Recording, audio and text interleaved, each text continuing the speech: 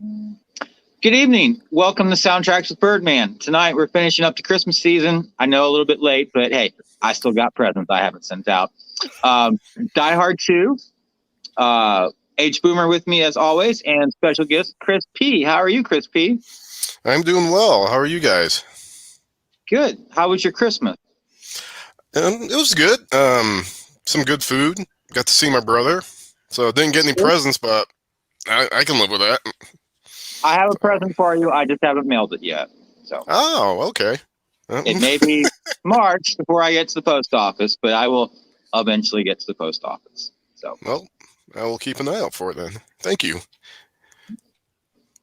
And Boomer, how was your Christmas? It was good. Good. A little low key this year, but not bad. It's there was some good food. Let me see. And are we going to save Home Alone 2 for next year? I haven't heard back from Eric. Why don't we just save it? We'll save it. Yeah, that's fine. That's fine. And Cobra, best Christmas movie ever. We will Cobra, okay. This time. Hey, Stallone.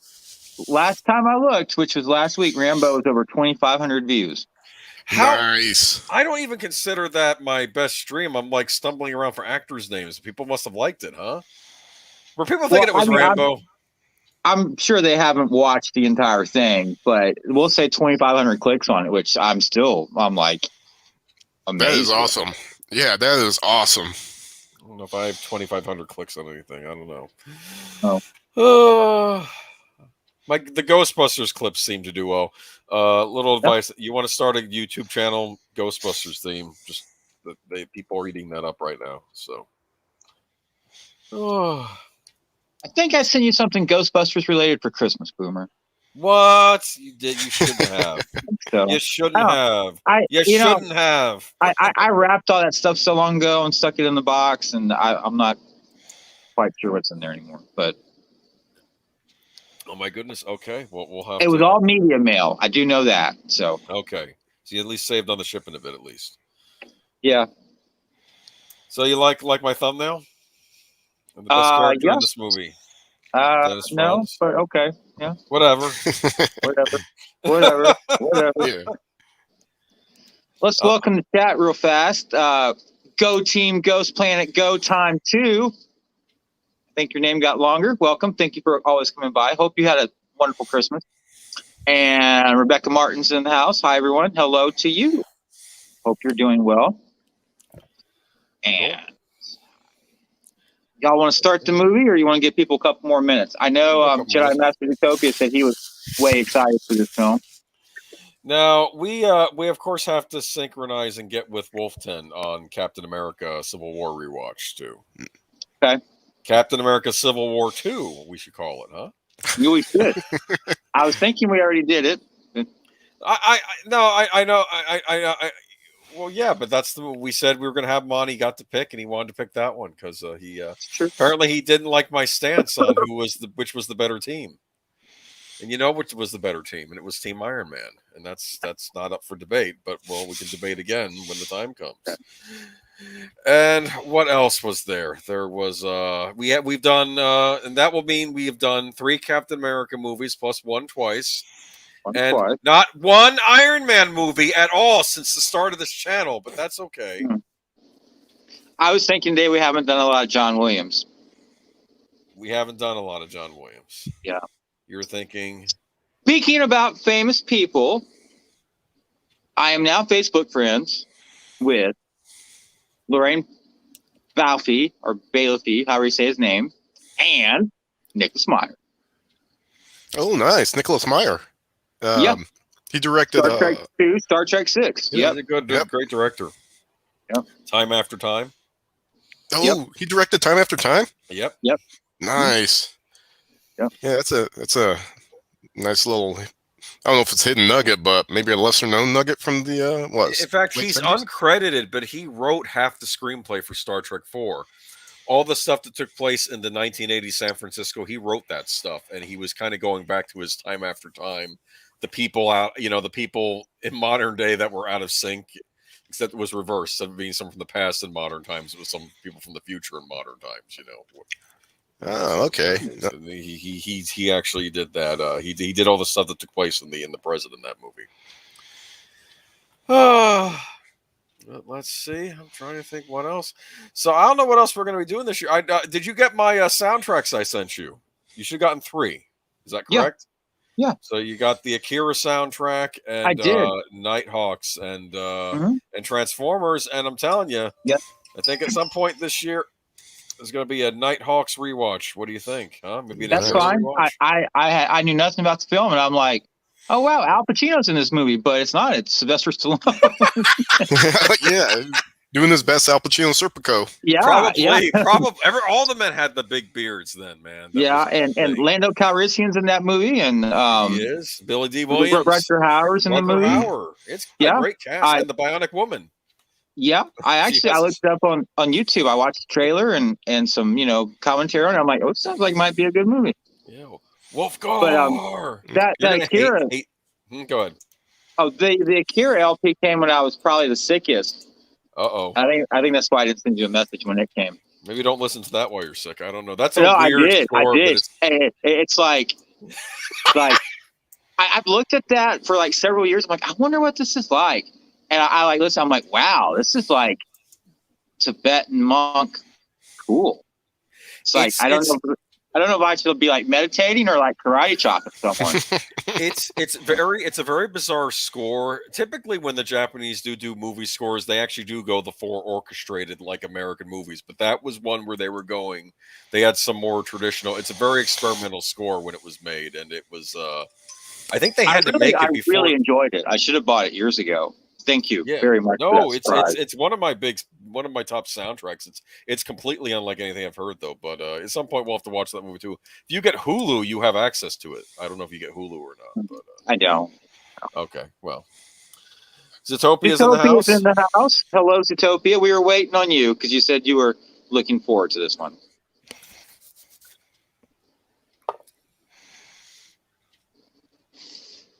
And Zootopia, we're redoing Captain America 3 with Wolf 10 Media. If you like to get in on that fight, that discussion with Boomer one more time. Leia Plus Size, I'm sure, is welcome too if she'd like to show up again. But could be 4 against 1. Oh, yes, I am. Oh, he's in. Oh, he's in 4. Okay, all right. Bring it on. You're going to do Captain America next week? You have to text him. I'm sure. I know he just. I don't think I have his contact info. You don't have. Okay, I'll ask him then over me. Okay, because all right. That way we can see. I'll see if he's up for it. If not, we'll do it another week. All right. Okay. I'm terrified. He keeps saying, "Take your best shot." I don't have a whole lot to say about that film, so like I said all the first time, but I will referee.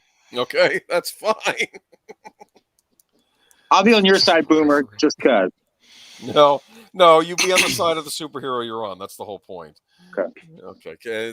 Well, Dr. Doom is not in that one, so I don't have a superhero in the fight. Oh, funny. I love Dr. Doom. Hold on.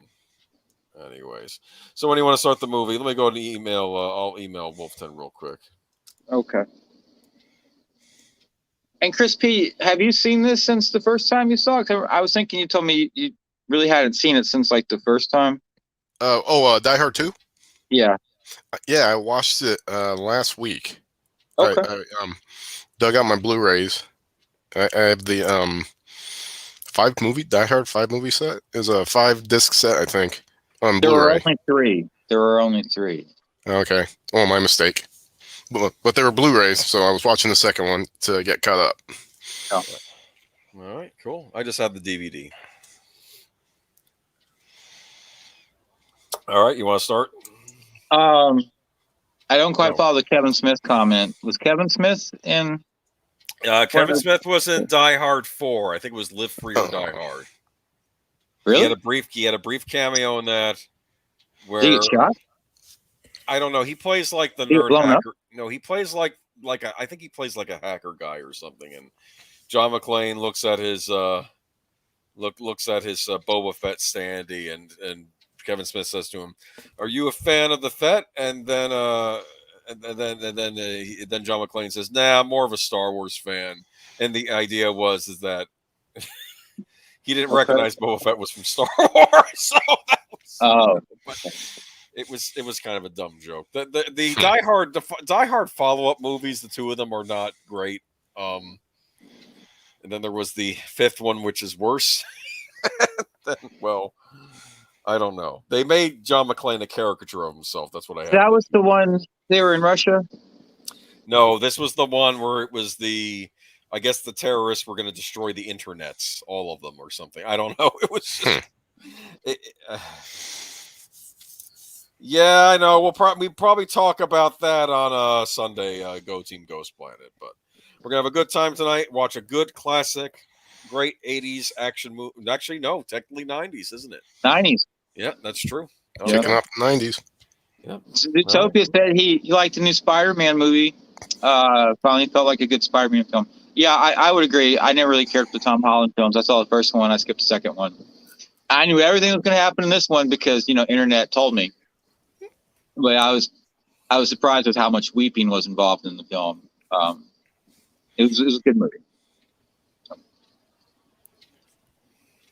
All right, cool. Y'all ready? I'm ready. Let me put my passcode in again. Okay. 3, 2, 1. Press the play button. And I missed the 20th Century Fox fanfare. We'll never see it again, will we? I'm watching it right now. There it is. See? I have a question. Did you see the West Side Story remake, Daniel? I've not seen it yet. I'm just curious. I'm just curious if they have any kind of a fanfare like this before, because that's technically under 20th Century Studios now, which is owned by Disney, which they got rid of the Fox part. And I don't know if they kept the fanfare or if that's just gone completely now. That's just a thing of the past. I don't know. I really want to see Macbeth. In the theater. What's Macbeth? They're doing a new Macbeth? I don't know anything. The Coen brothers just did Macbeth with Denzel. Interesting. Okay. Yeah. I like the Coen brothers. It's only playing in Nashville. That's the closest to me. Which I just 2 hours up the road, but we've never 2 hours there, 2 hours back, 2 hour film. It's an entire day. Yeah. Yeah, it's like a Saturday or something you have to plan for. Yeah. Who's this actor playing the cop towing his car, or the airport security towing his car? This was he showed up in everything back in the day. Remember this actor? Yeah, he was. Mm-hmm. Go ahead. Oh, I was going to say he's one of those character actors you see everywhere, but you don't know his name. Yes. Is it not Danny DeVito? No, it's not. But he's like a Danny DeVito type. He was in the Sega CD game Sewer Shark, I believe. Or maybe it wasn't Sewer Shark, maybe it was something else. But he'd show up in like those FFMe games. He showed up on Saved by the Bell. I think he was the father of some girl that Zach was dating. You'd see him all the time. Zach. So I'll say this right off the bat. This does feel more Christmassy than the original because you got snow. Boomer, you live in Florida. When was the last time you saw snow? Not for a while. Not since 2001, I think. Yeah. Not since 2001.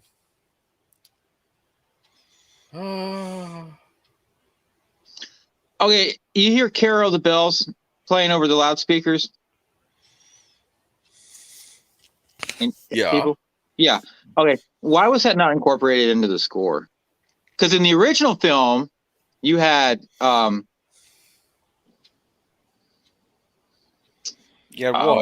You had Christmas songs incorporated into the score, and here we don't. Well, I have a question. Who did the score? Is this the same composer?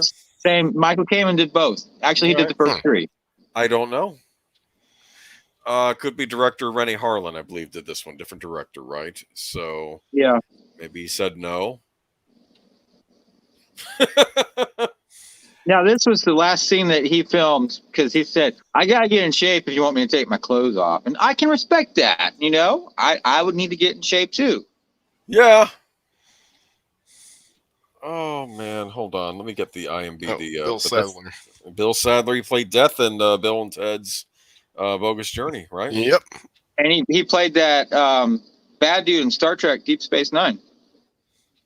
Really? Yeah, he had a reoccurring role. He was in like maybe 3 episodes. He played a spy. He was. What was it? Department or section 31?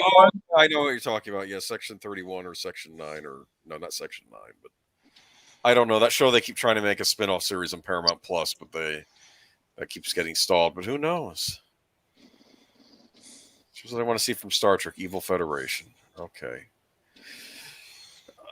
So these are the bad guys. I really do miss the 80s action, and I know this Robert is Patrick? technically 90s, but I do miss the 80s action movie. They were a basic movie staple of my childhood, and they died off, and I blame one movie for that. It's called The Last Action Hero. I think after that, they tapered off. Yeah, and I know you still get action movies, but it's not the same. These were like the main movies of the summer. These were what you would go to see. This was, see Stallone or Bruce Willis or Arnold or, just have a good time. Speaking about action movies, are you going to get the 48 hours and another 48 hours re-releases from the product? I don't know. You may find this hard to believe, but I didn't watch 48 Hours until like a I few haven't months either. ago. I've never seen it. Until a few months ago. Wow. I remember seeing the original 48 Hours a lot when I was a kid because it was one of the first VHS tapes we had. Weird. I wonder if that was a Showtime movie. Maybe I missed it because it was. I wonder if that was an HBO movie because we had Showtime in my house, so I would watch whatever was on Showtime. I thought it was more like a Showtime movie. I never saw it. I know it had Nick Nolte in it. It had Eddie Murphy. Yeah, that was the movie that kicked off the buddy cop genre. And that who played Nick Nolte's girlfriend in that? Annette O'Toole. Yes, I always had a crush on her. Yeah, with the red locks there. Ooh. Yeah, did love her. Yes. I'll say this: any issues I have with Superman 3, I thought the love story in that worked. I thought, let him get back with Lana. I never liked Lois in those movies. Come on. I love the taser. Can you carry those on an airplane? Back then you could, because Americans had cojones. You know what I mean? Okay. Yeah. Well, in the first movie, John's got his gun on the plane, and they're smoking. Well, he's a police officer, so. Well. Hello, Al. How are you? How's your mother doing? I hope she's doing better.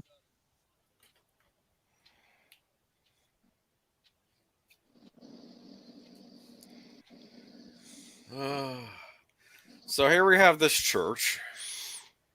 I guess it's getting renovated. Is that why no one's here? Because it's Christmas time, right? So.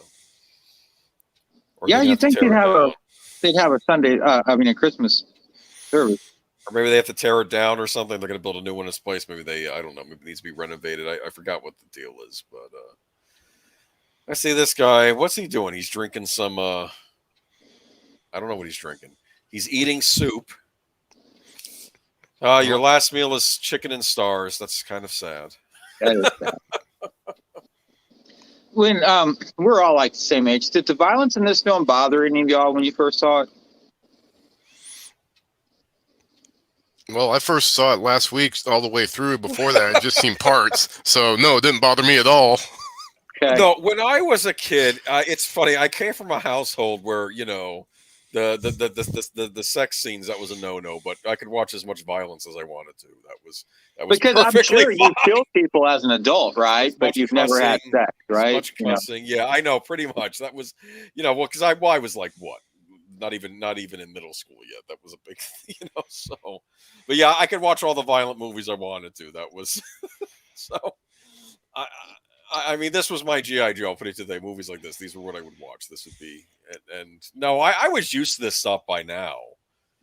I'd seen Commando. I'd seen, Commando was kind of cartoonish, though. I mean, let's be honest. This movie's a little It's not as cartoonish as Commando, but it's a little cartoonish in some aspects. I thought it was a little. This was more violent than the first one. Yeah, well, that's what they did back then, and all the critics would complain, and the parents groups would complain, and eventually, that's all right. Eventually, they got rid of the action movie. Eventually we got PG-13, which ruined everything, and now everything has to be PG-13. The R-rated movie, you go in with your folks. You had cool folks, they take you to see the movie. If you didn't have cool folks, you would sneak in or catch it over at a friend's house. That's what you would do. Yep. Guilty, sneaking in. I'm sorry, Al. Hopefully, it turns around. You're not suppressing anyone. We all care about each other here. We're all family.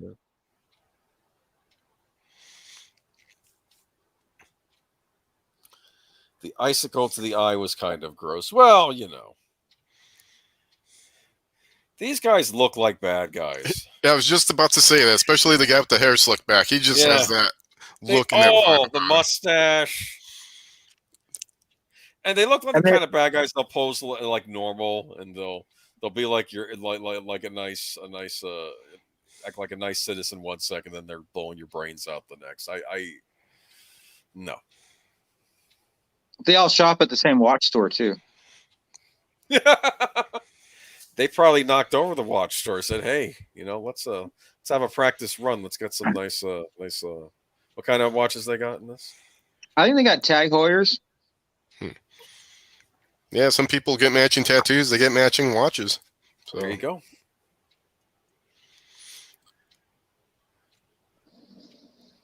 I have to tell you, I miss this Hollywood. I miss the Hollywood that made movies like this. Because the idea is you could watch Die Hard 2 like 20 times, in the same year. I watched it twice opening day. Yeah, well, that's a cool movie. I do remember seeing this in the theater. Actually, I think I did. I didn't see the first one in the theater. Everybody else in my family see. Oh wow, that Die Hard movie was really cool. Blah blah. I didn't get to see it. I had to wait for video. But I did see this in the theater. Hey, Al says she prefers violence to sex. Okay, I'm glad I'm not your husband, but I'm happy for her. Well, no, I think I'll put it to you this way: a violent scene done in poor taste is probably easier to watch. Maybe that's what I'm saying. Are they twins? No, they're just wearing matching coats. This is weird. We have this reporter lady. Colonel Stewart, she recognizes him.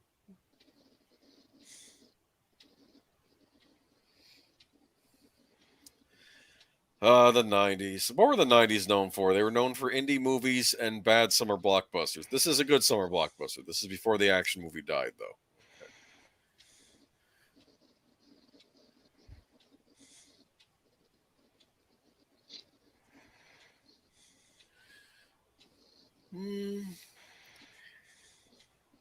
Hard to imagine crowds like this now, huh?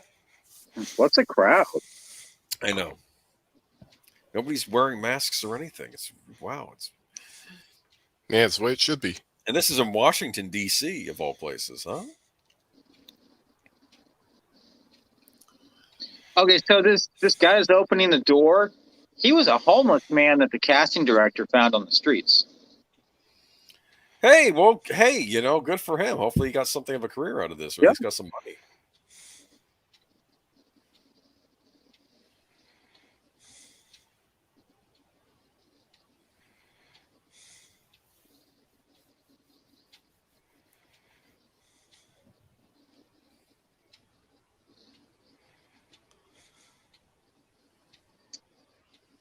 Go Team Ghost Planet, Go ×2 says she misses the 80s. I think we all missed the 80s to some degree. 80s were all right. I think the 90s will probably be my favorite decade. Really? 2000s had issues too. Yes, I mean, like the maybe 90s. 90s. Well, you don't have to like. You can like the 80s more. I probably like the 70s most of all, but I wasn't around. I didn't really get to see much of it.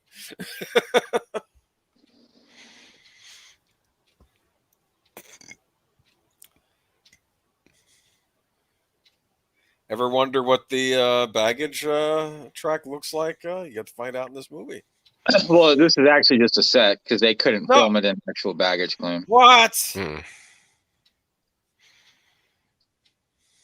Yeah, apparently airports don't like shutting down any baggage claim areas.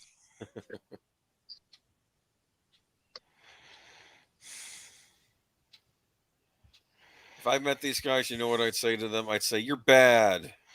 You deserve to die." Like that bit of dialogue, huh? No? Okay. I can tell you have a writing degree.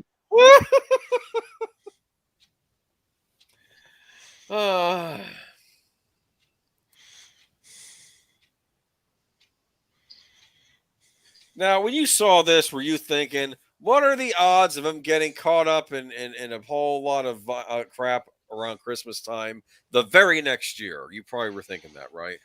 Well, actually, this was like 2 years later. Yeah, So I thought it was. I thought it was. Oh, I thought it was the next year. Okay. it might be, in universe. Well, I think in the universe it was a year later. I do. Or maybe when I was a kid. I think he says it's how can this happen 2 years to the same guy 2 years in a row? I think. Yeah. Okay. Yeah. So the movie was a couple years apart, but this guy know kung fu or some kind of. Yo, look at that! He's got some martial arts training. I don't know if I'm behind you guys or not. Come on, he fought. What's his name? Hans Gruber. Yeah, Hans Gruber, and who was the Carl? tall German dude. Yeah, Carl. He fought Carl, man, Yes. and won. So Carl was terrifying. Actually, I will say I'm picking on cartoonish, but I do think in some ways the first three Die Hards are a little more grounded than the other action movies we've seen. I'll say that. Bruce Willis does feel like a more of a regular guy than, let's say, maybe a Stallone or Schwarzenegger.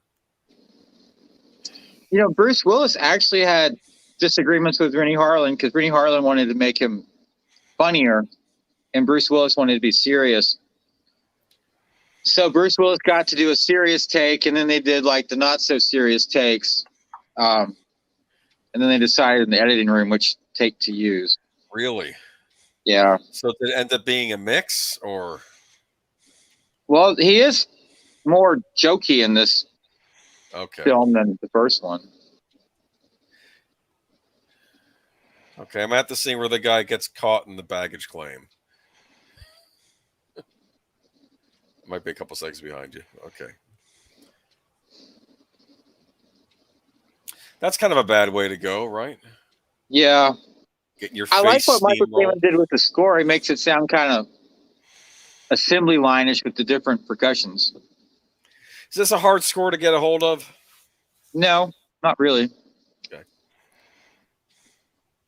In fact, I have it right here. Look at that. First Band did do a 2-disc set a couple years back. I think it's still easy to come by. And if you can't get the 2-disc set, the original release you can still get easily.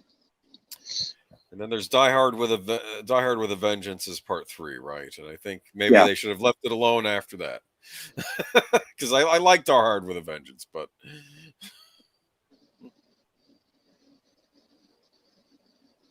hey, I would rather see people getting it on than people getting killed. Because, well, if you watch a slasher movie, you get to see people getting killed while getting it on. Yeah, I don't care for that at all. Yeah, no.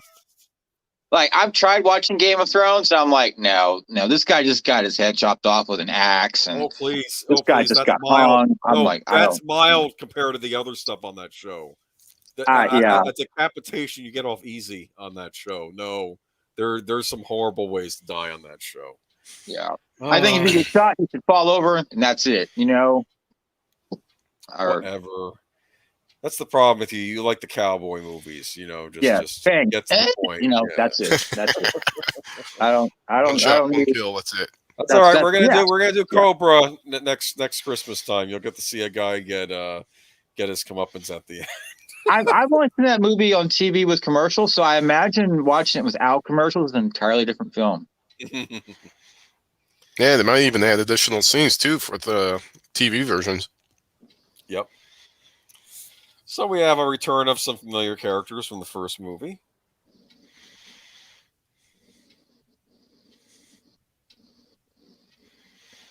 We have the reporter fellow that we love so much, played by William Atherton.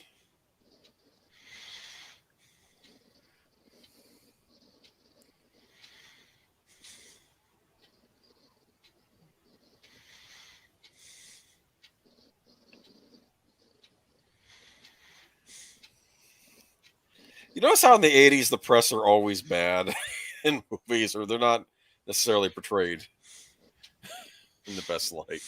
Nope.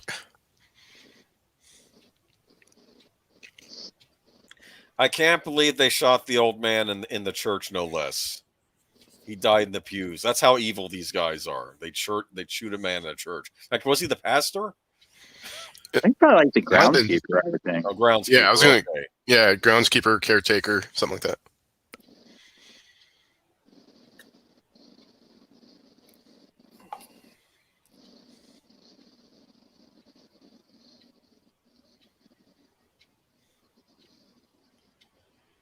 I think they try to make this guy like Hans Gruber. It just doesn't work out. At least not for me. It doesn't work out. I think that is an issue. I think he's too similar in some ways to the bad guy in the first movie. And you don't want that. Like, even in Die Hard with a Vengeance, which is odd because we learned that he's actually related to Hans Gruber. He strikes you as different. He strikes you as more like at least starting out as more like a revolutionary type, right? But I'll admit, when I rewatched this, I remember at the time thinking not as good as Die Hard 2. But when I watched it years later, I realized this is still a really good action movie. And I'm glad better than most things I've seen in a while. So I think it holds up a lot better than it did when I first saw it. So we have the great Dennis Franz. May he rest in peace. Sipowicz. Did you see what? Is he dead? Yeah, no, he passed on. Yeah, he passed away. Where? Didn't know that. I'm pretty sure. Certainly he did. He was in. You ever see Psycho 2? No. He was in that. He's the guy that keeps harassing Norman Bates after he gets. After they say he's been cured, and he's basically living in town again. He's the one that keeps harassing him. Hey, Al, there's no shame in limiting what you watch. It's probably a better thing. You got to have standards. Standards. Yeah, standards. You have a show every Sunday night talking about standards, Boomer. You just may not think about it in those terms. What? Well, hey, I got plenty of standards. Yeah. I listened to the director's commentary the other day for this, and Rennie Harlan said, he's like, looking back on this film, it's got a lot of violence and a lot of swearing. And nowadays when I get scripts, if it's got a swear word in it, it has to have a purpose. And I'm like, wow. I mean, Rennie Harlan made a lot of very violent films. I just own it. Oh, I guess Dennis Franz is still alive. Never mind. Okay, yeah, let's not start any rumors. I guess I was confused because they were talking about bringing NYPD Blue back, but that Dennis... How? How? What? How the hell are you bringing that show back? Well, one of the things was it was going to have Sipowitz's son on it as a cop, and that one of the big things revealed was that Sipowicz got murdered. It was going to be about... So I figured the reason they were going to have him back on was the actor died, but I guess not. Like saying you're going to bring the Shield back. You can't make that show today. Well, I don't know if they're doing it or not. Maybe it was something they were planning on doing it. Maybe they stopped. I don't know, because obviously it's not on TV now. The Shield. Well, when my brother first moved to California, he was staying with our cousin, who was a cop at the time, and they talked about that TV series, and he asked him if anything in that show was real, and it says, yeah, there were, not everything, but there were a number of things in that show that were real or real enough that have happened. Huh. Like, wow. That's crazy. Yeah, he didn't get into specifics, but when my brother told me that, and living in California, he's like, okay, I can believe that. That's scary. That's some scary stuff. Yeah.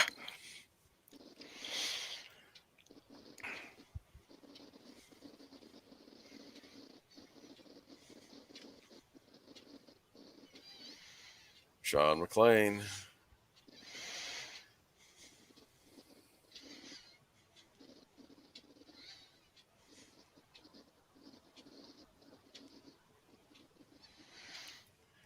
He's getting fingerprints.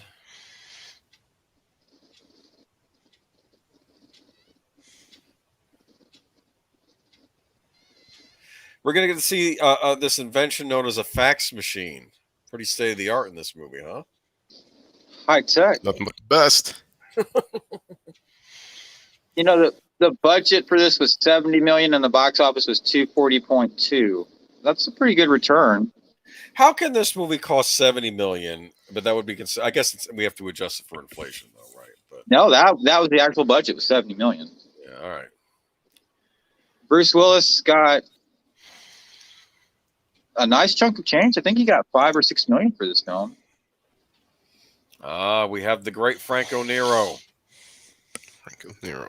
And also, they kept traveling all over the country trying to find snow because it was the warmest winter in quite some years, and they never could find snow. So they kept traveling around just to find snow for a day, snow for 2 days, go somewhere else, find some more snow, trucking snow in from Canada. Now you can just use computers for that. Yeah, you could. Okay. You would. Yeah. Okay, Franco Nero. That's where I know the name from. He was in the second John Wick movie. He was in charge of the Continental when John went to Italy. That's where I know the name from. I need to rewatch John Wick 2 because I've become a fan of Franco Nero in recent years. Yeah, Watching some of his older movies. So yeah, well, you can tell it's him. I mean, obviously he's older and he's still got the mustache, the goatee, his hair pulled back in the tail. And yeah. He says gives John a key to one of their finest rooms. So that's where I knew the name from. I was like, I know this name. I know this guy. I was like, where is he from? And then it hit me. Yeah, I think he's married to Vanessa Redgrave. They had a thing going for a long time. I will say this. I had a huge crush on this rental car chick back in high school. I'm like, I don't know who you are, but you're cute. Yeah, and she wanted to get a drink with him, but no.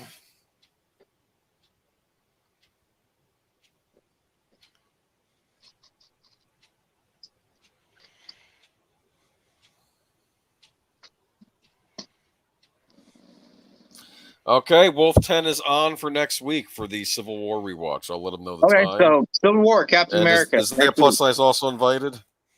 Sure. Okay. Jedi Master Utopia, if you're still in the house, you want to hop on that, let me know. Hello?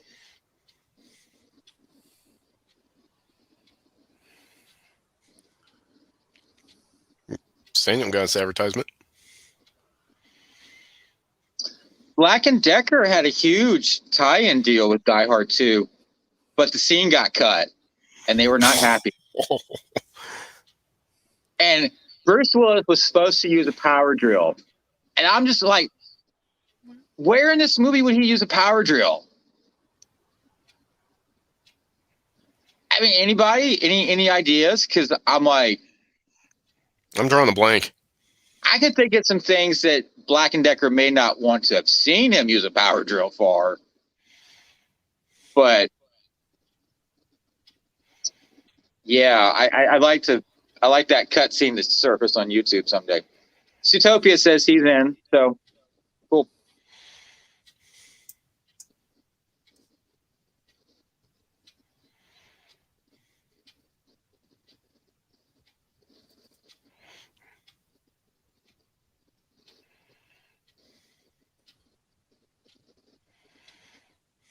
Now, this guy ran for president, didn't he? Fred Thompson? Yeah, back in 2008. He was a senator from Tennessee, just up the road from me. Yep. He worked in I believe the Justice Department under Reagan, if I recall correctly.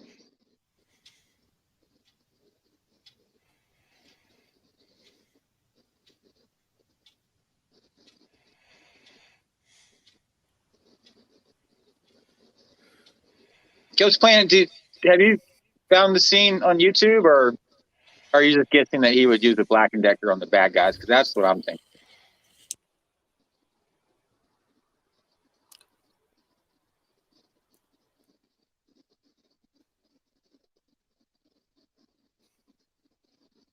All right.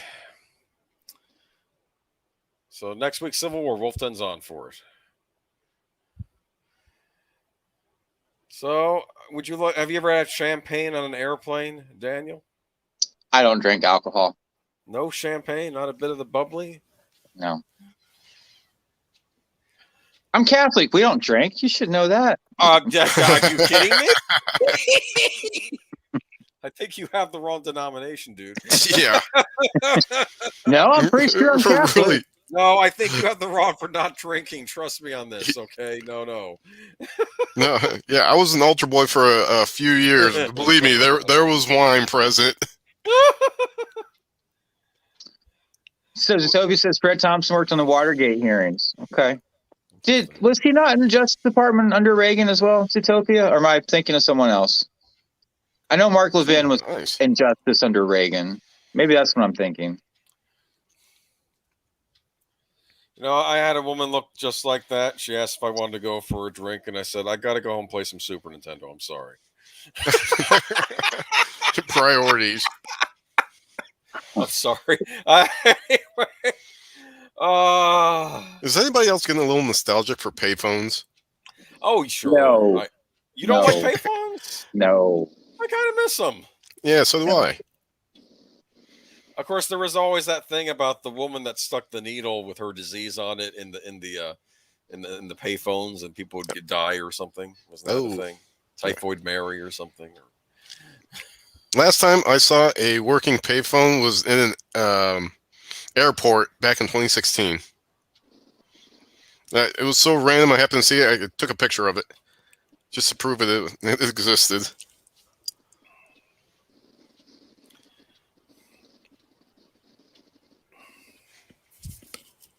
You know, Dennis Franz does not look very intimidating in this movie. Like on NYPD Blue, he'd be terrified if you got into an altercation with him. But in this, I don't know.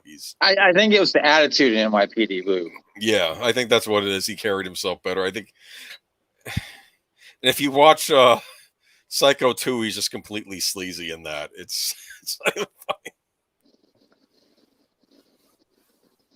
You know, believe it or not, Japan and their film awards had this nominated for Best Foreign Film that year. Well, not joking. Really? I did not make that up. Best I read film? it on the internet, which has never lied to me. Well, the Japan has good taste. What won Best Picture the year this came out? Come on. In 91? I mean, for the Oscars, for what came out, what when this was up, what won Best Picture? Oh, if it was 91, it's probably Silence of the Lambs. Never mind. Yeah. That's a good movie. It has the worst title sequence ever. This has a great little title sequence. You know what the title sequence is? Die Hard 2 on the screen. Let's move along. Don't waste my time. I like that. Straight to the point. Straight into the point.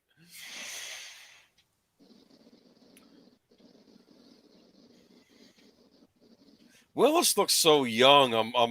I'm so used to old Bruce Willis now. It's kind of like when you watch young Clint Eastwood and you forgot, you're used to old Clint Eastwood because some actors have careers even after their prime. So it's. I remember seeing Clint Eastwood in old cowboy TV series. I forget which one he was on. Yeah, that's where he got his start, I believe. I don't remember. Was it Rawhide or something? Yeah, like that? that's what it was. Rawhide. Yeah, Rawhide.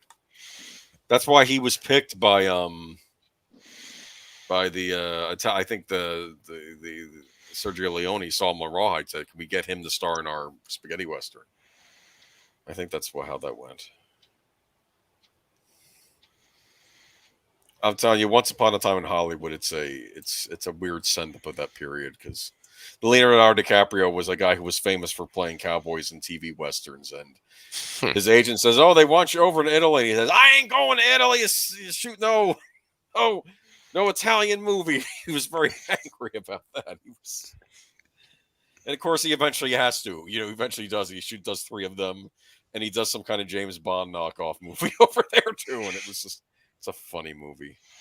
I almost wish Tarantino had shot enough scenes for the James Bond knockoff and just make that into a movie. The Italian James Bond knockoff movie with Leonardo DiCaprio in the lead. That would have been funny. Sorry. Or at least could have included it as some kind of extra. Yeah, well, maybe. I have to look at the extras on that disc because it was.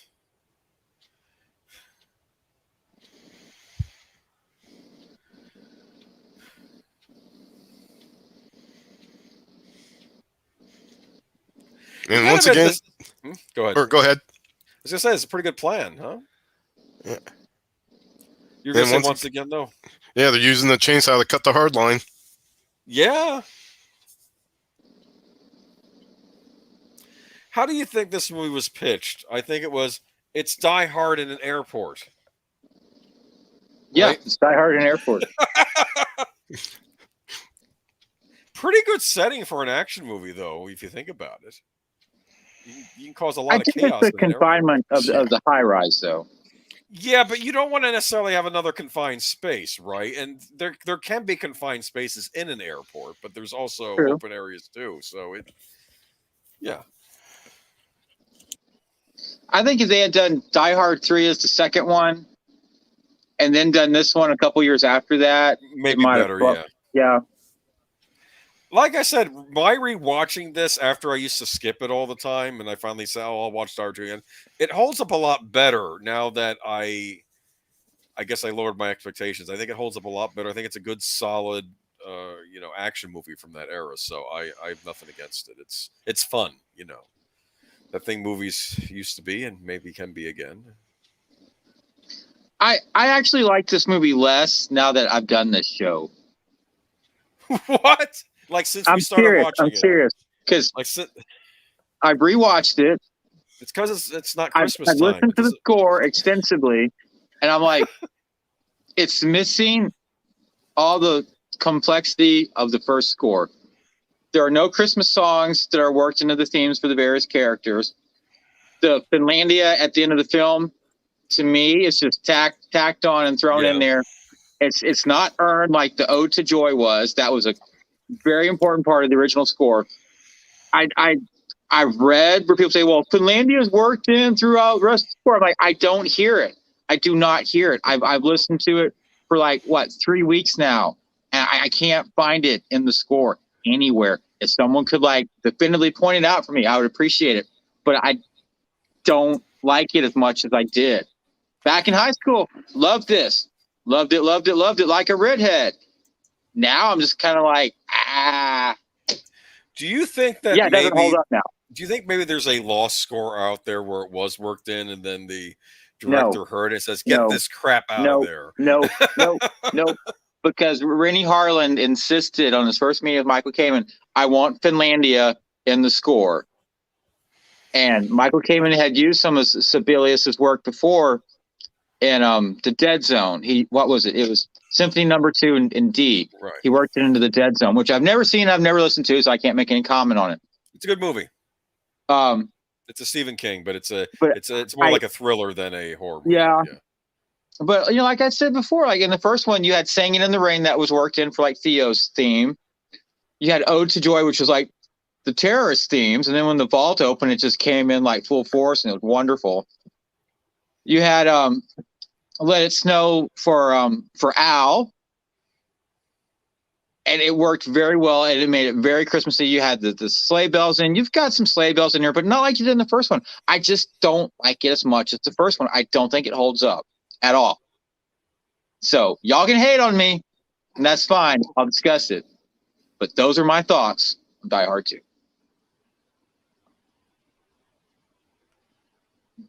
Y'all can talk. Well, okay.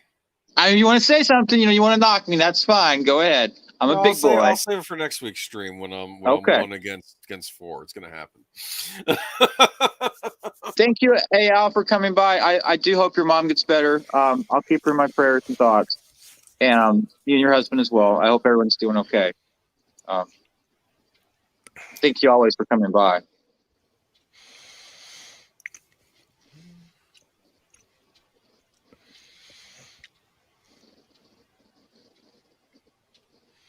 Look at that.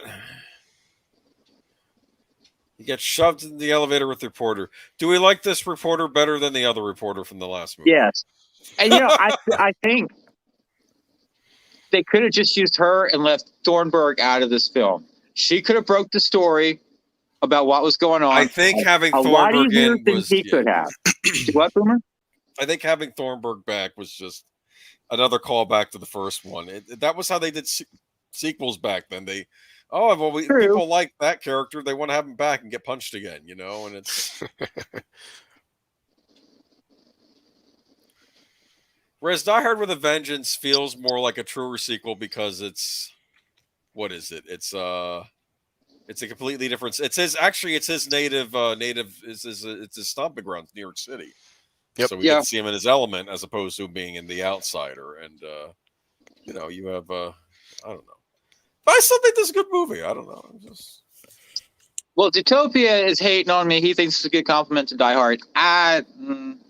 Okay. I'm not going to, ban you from my channel or anything, but I think for the time period, yeah. But this movie was made like 10 years ago. Cough, cough. Not so much. Die Hard 4 is a better compliment. Die Hard 3. Is it better than Die Hard 3? Die Hard 4. That's Live Free or Die Hard. Live Free or Die Hard had Mary Elizabeth Winstead in it, and it's always nice to see her on screen. I'm trying to think. I think Die Hard 3 had a better score than Die Hard 2. But I like Die Hard 3 less than Die Hard 2. Okay. Because Die Hard 3 had what was like Johnny Came Marching Home. Yep. For the theme of the bad guys, and it was worked in very, very well, and it was earned. This one's just not. There's a couple pieces on this film score that I really like, and they're coming up, and I'll point them out. But as a whole, it's not a shadow of the first Die Hard.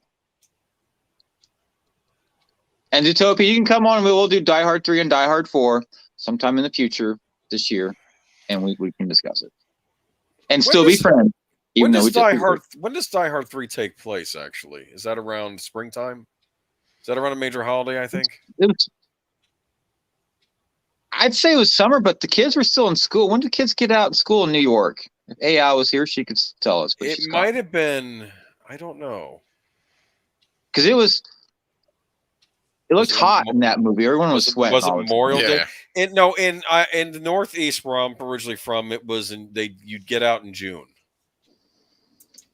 June? It's too late to pick cotton in June? The way it worked is you go in September, you go back in September, and you get out in June. Okay. Whereas in a lot of other states, it's you get out in May, but then you go back in August, late August. But that's not how it is up north. Up north, it's after Labor Day.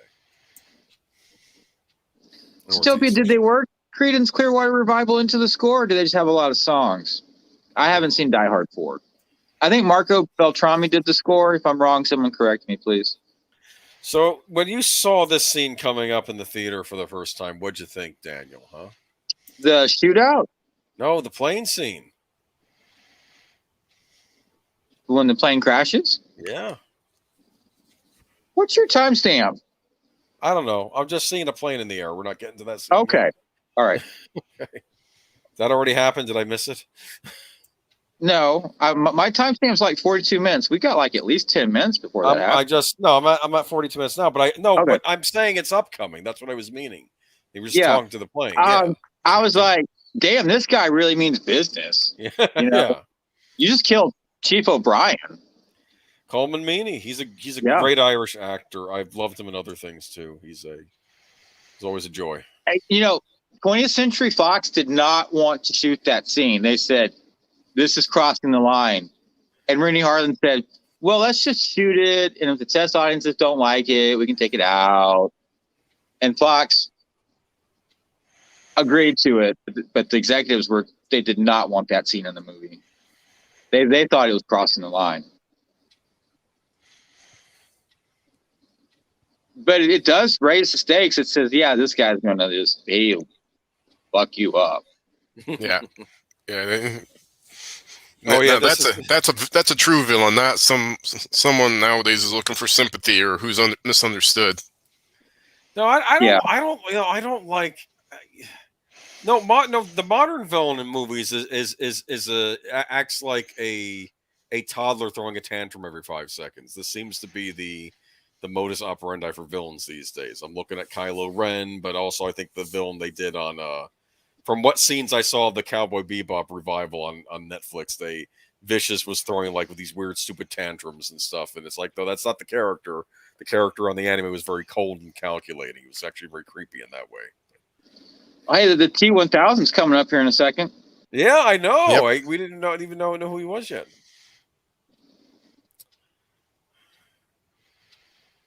Terminator would come out what, the following summer? I think Yep. so. Yeah, this is 90. It was 91 following year. Yeah. So what was in your opinion, what was the best movie this summer? So what came out in This 90? summer? Yeah, Like this 90. past summer? No, 19. No movies came out this summer. Oh, I'll look it up. I'll see what were the summer movies in 90. Let me look at that. I feel bad for not just being able to tell you right off, because this was like my movie watching heyday. I don't remember either, so I should know too. I gotta tell you though, is this the SWAT team they sent in? Yeah. Yep. I mean, it was good. the They're not very good. I mean, you would think a 223 rifle would be better against a 9mm submachine gun, but this was a packed summer. Ooh, look at this list. Dick Tracy. Remember Dick Tracy? yeah, I remember Dick Tracy. Okay, well, some people That would not be my best film of that year, though. Well, all right. These guys are getting messed up. Yeah. Yep, more broken glass. Call back to the first movie. Yeah. Shoot the glass. Shoot the glass. Back to the Future Part 3. Total Recall. We did that on this stream. Gremlins I thought 2. it was the same summer as Total Recall. Yeah.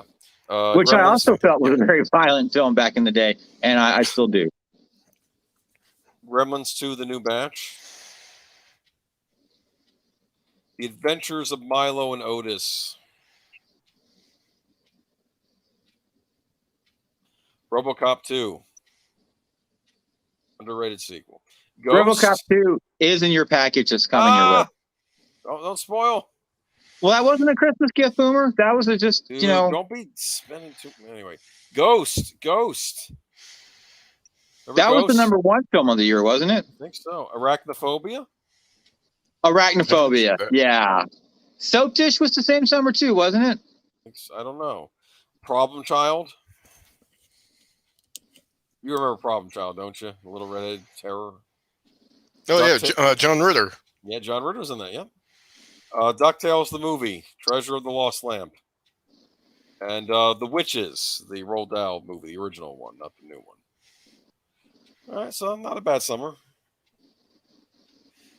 Yeah, the previous summer had a pretty good summer, too, for movies. 1989.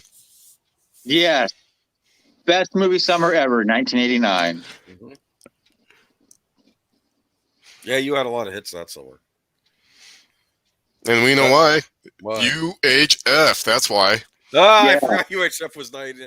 You also had, what is it, though? You had Last Crusade, Batman. Ghostbusters 2, Batman. Yeah. License to Kill. You guys I remember being a kid getting so excited for what was coming out. Dead in the Poets theater. Society. I didn't see that one. You never saw Dead Poets Society? I don't think I've ever seen that one. No. You have an English degree and you've never seen Dead Poets Society. No, I got to see it. I guess. Yeah. Robin Williams, right? Yep. Yeah.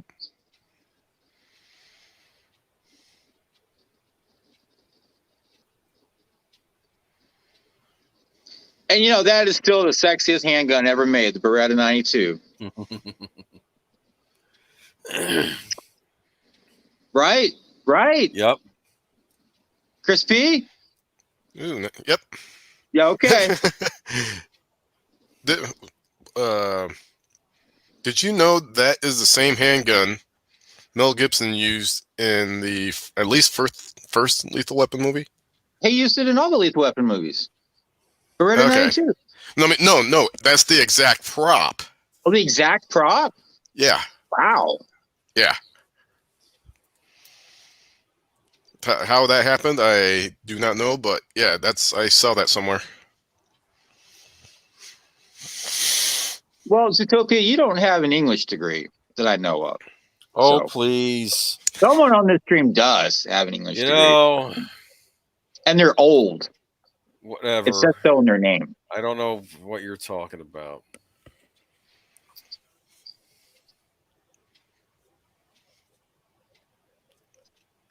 Lorenzo sacrifices best men.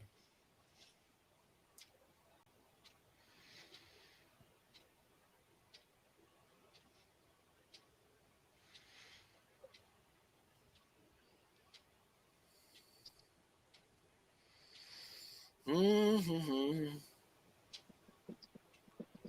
I could have been a journalist like this guy, exposing the hard truths. Remember Hard Copy? Yep. Is that a show?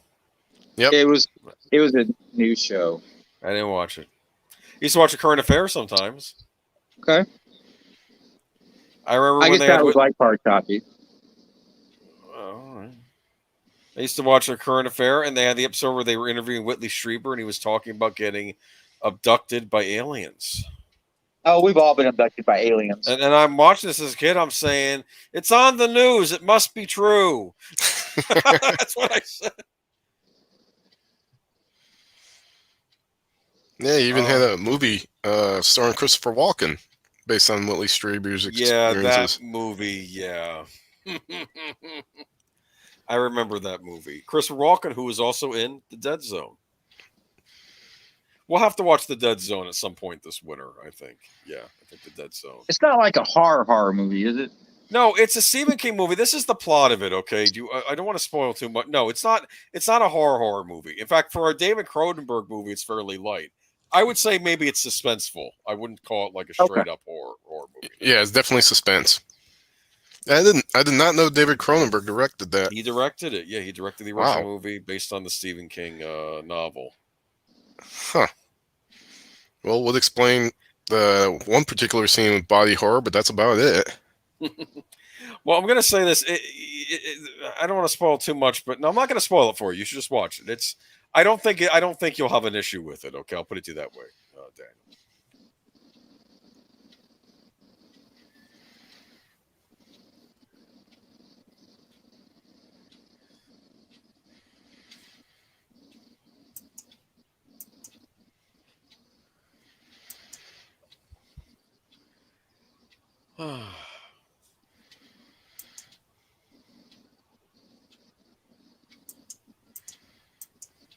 Here we go.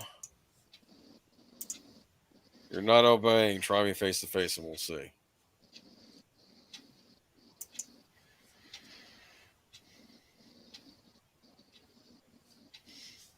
So we find out how evil this guy is, right?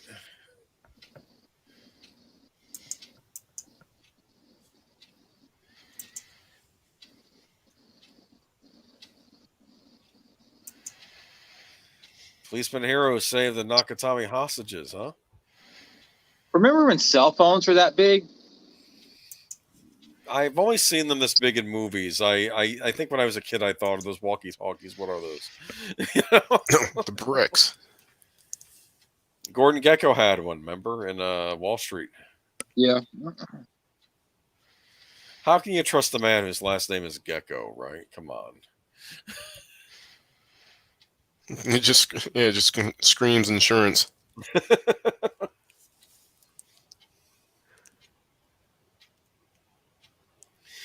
Did you get angry when you saw the scene in the theater? I was like, no. It was heavy. I mean, it was definitely heavy.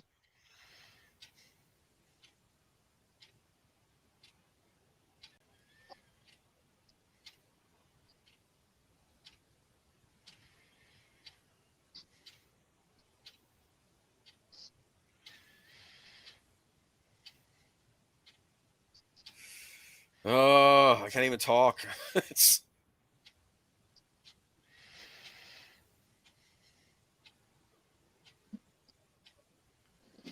gonna make him crash. Yep.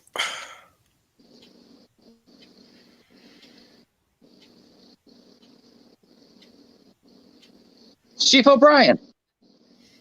See, nowadays this would just be a hacker doing hacker stuff, right?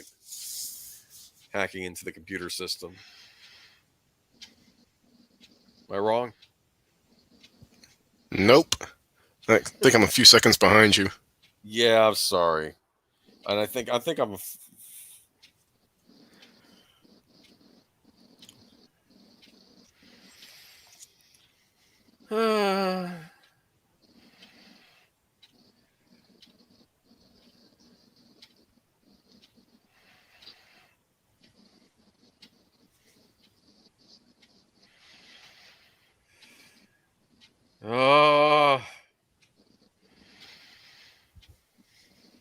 So what do you think, Daniel? This feel Christmassy to you? This movie a little bit? Do what? This movie, Christmas movie, right? I don't see this as a Christmas movie. I see this movie taking place at Christmas. There you go. Okay. Cobra, Unlike though. the first Die Hard, which is a Christmas movie. Cobra, definitely a Christmas movie, though. Cobra, I don't know. We'll find out next year. We'll get there. We'll get there. We got Cobra. We got I Come in Peace. That takes place at Christmas time. Does it really? Dolph Lundgren. You had a great, yeah. This is terrible. Are there kids on this flight? Yep, they just showed a couple kids. of them. Yep, they showed them. Children.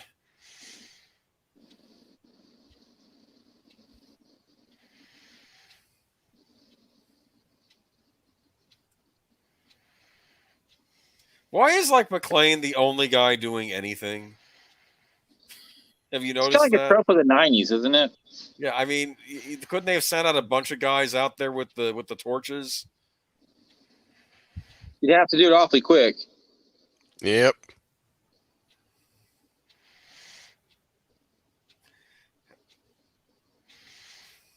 Still has a Zippo. You need a wooden match. That's what you need.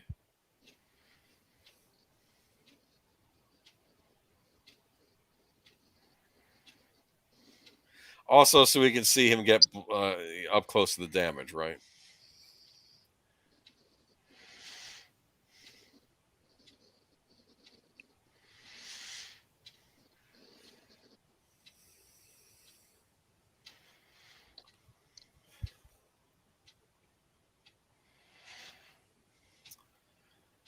I don't know. So is John McClane your favorite action movie character, Daniel?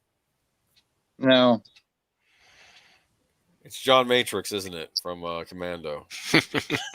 Yeah. When he says, "We got your daughter. Mellow out, man. You have to cooperate, right?" Wrong. He puts Yeah. away. It's like that entire movie was wish fulfillment. Oh no, I can't watch. Yeah, it's pretty brutal. The flames are going out. It's like it's no good. Or the okay. And to make the scene even worse, if you can imagine that, they had filmed passengers flying around on fire inside the airplane. No, you don't want to. You don't want to see that. They decided not to show that. Maybe Indiana Jones. Probably so.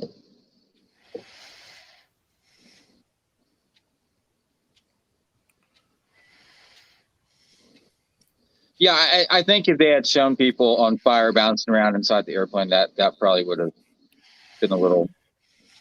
I wonder if it's in. I wonder if there's a deleted scene section on the disc. I'll have to look for that. You don't want to see passengers burning up and flying around. I don't.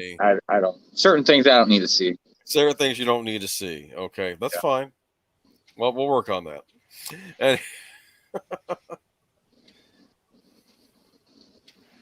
well, he's mad now.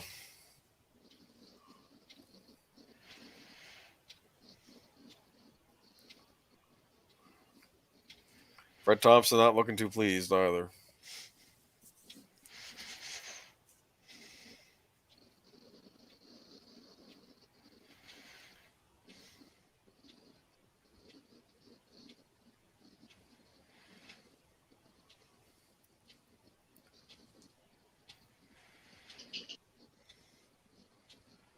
So they got to do what he asks now, right? Yeah. Not unless John McClane has something to say about it. Indiana Jones. Yeah, I guess.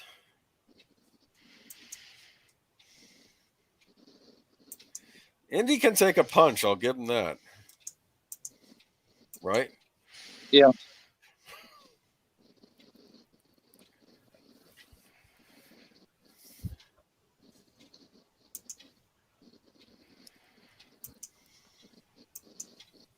And here's the little burnt doll.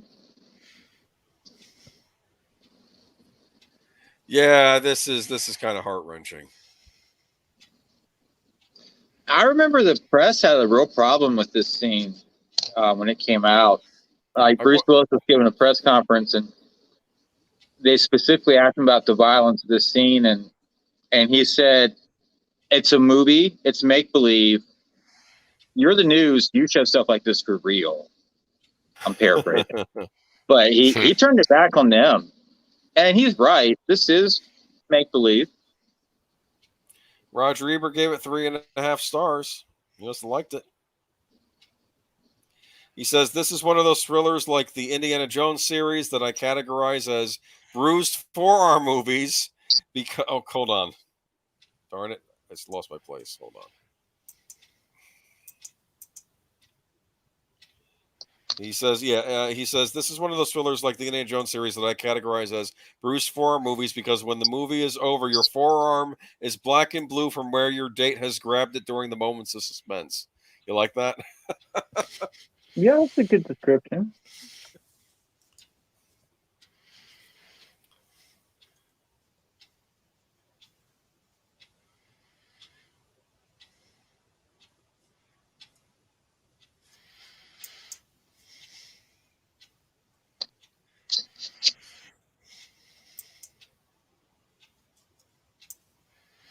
Okay. Can you imagine if it had been his wife's plane? That would have been horrible. Oh, yeah.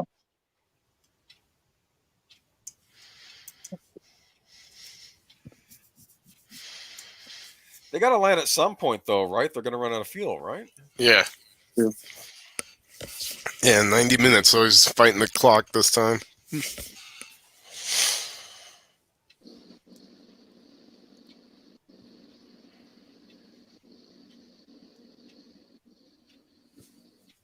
Oh, stronger mouthwash might be nice.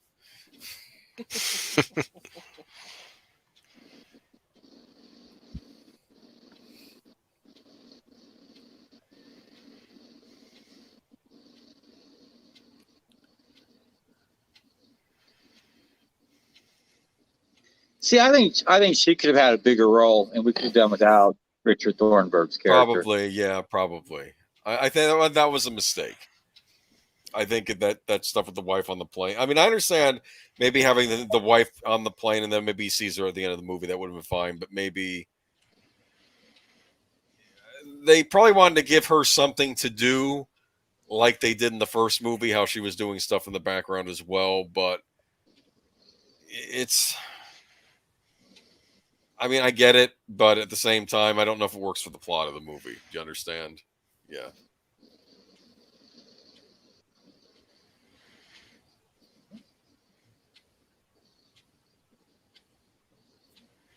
This guy is such a sleaze. I don't like him.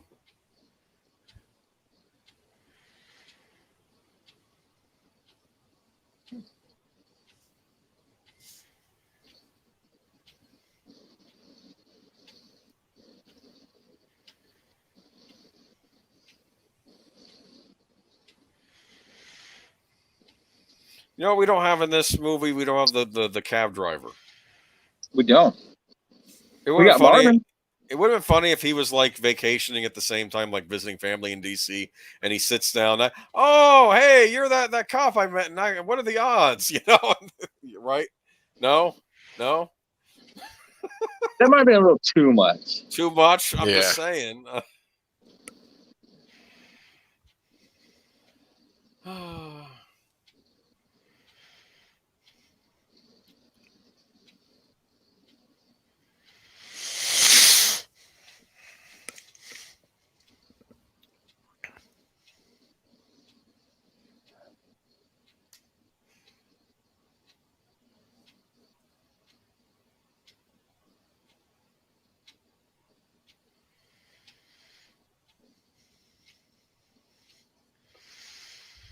I don't know. I keep worrying Disney owns Die Hard now too, don't they? Yeah, they do, don't they? They're Thank you gonna for try. that Yep. depressing news. Think they're going to try remaking it? Give him time. How about There was this? talk about doing a prequel. I have an idea. How about Die Hard with a twist? Okay. You know what the twist is? It's going to be Jane McClane. Make John McClane a woman. Oh. Come on. Yeah, it's kind of obvious. That just seems to be the go-to thing these days. That's Yep. Like the new Zorro? What? Like the new Zorro? Yeah, we'll Oh, talk yeah. about that on Sunday. Zorro. I like the Antonio Banderas movie with Anthony Hopkins. That was pretty good, right? Yeah, I enjoyed that film. Catherine Zeta-Jones. I enjoyed it. I thought it was pretty good. Big Al's in the house. He's telling you to be quiet, Boomer. Hush, Boomer. You know what's going to happen.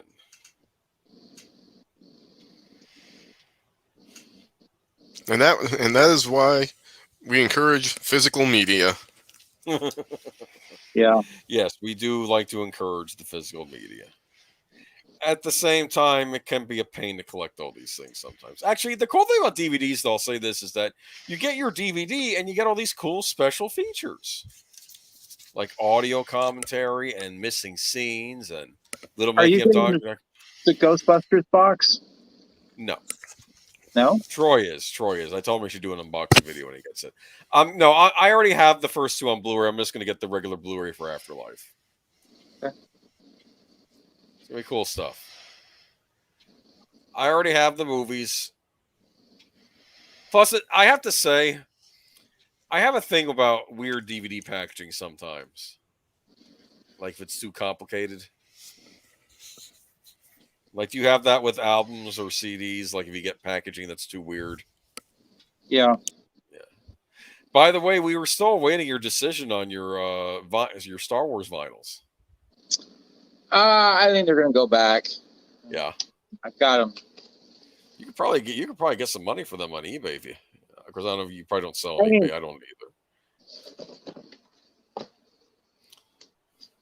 either. It's $300 for all three of them. I mean, I've already get some other music. Get some other music. I can get a lot of other music. Okay, all right. These covers are cool though. I mean, I don't think I've spent $300 on music this month, and I've got 15, 16 titles ordered.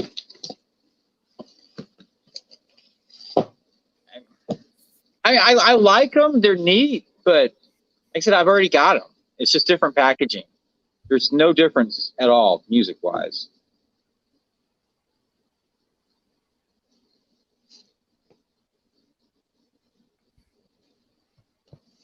Yeah, it's like me. I've been debating over the Evercade versus console that's coming out. It's like a retro gaming console that's coming out in a few weeks. What's the price tag on that?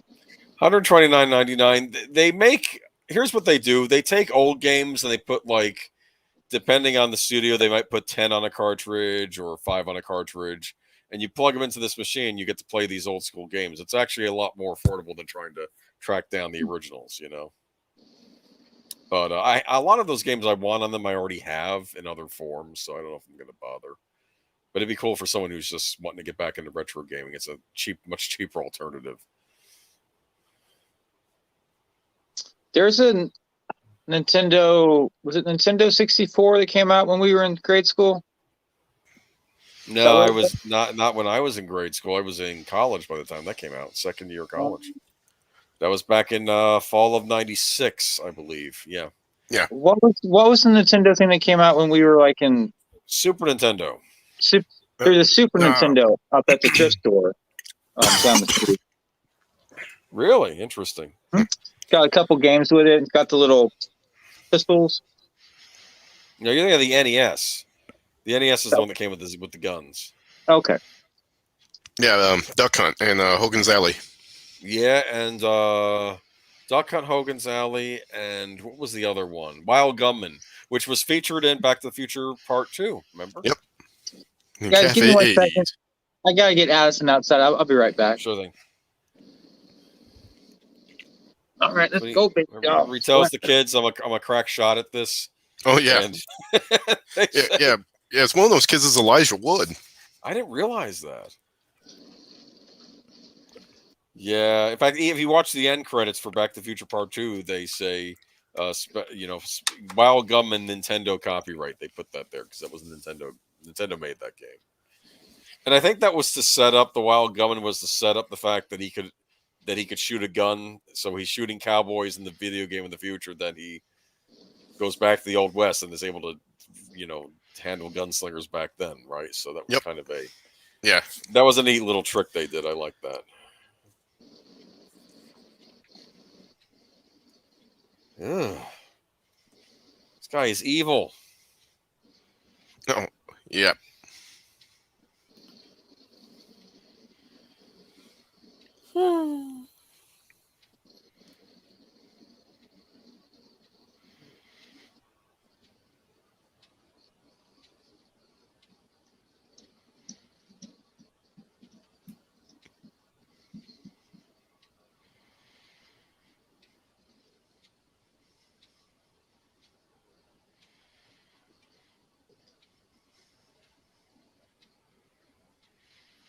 So what's this guy? Is he like a South American dictator? Is that the impression I got from this? He's just something like that. Drug lord person. Oh, okay, Yeah. drug lord. Okay.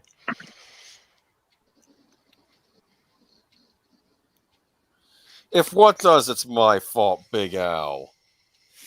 If they redo, Because I put the idea out there.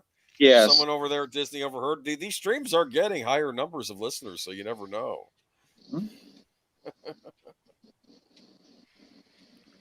Jane McClane, played by Melissa McCartney. Oh Lord. Okay. Oh, good grief. I'm Wrong. going to That's just remove you wrong. from the stream, and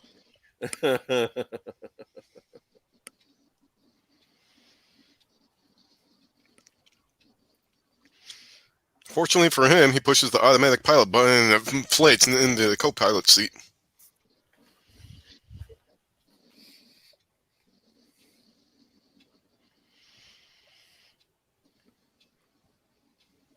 That has got to be cold in there. Yeah.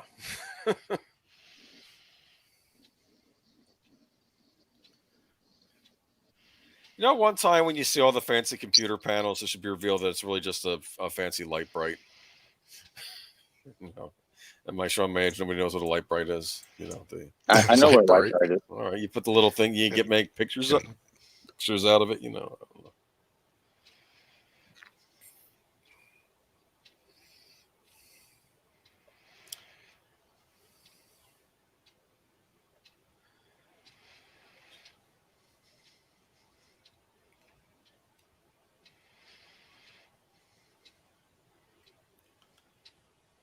This is the best track on the soundtrack right here.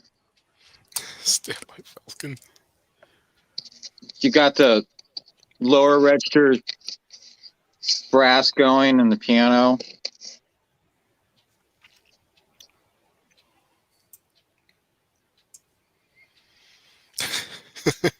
Falcon.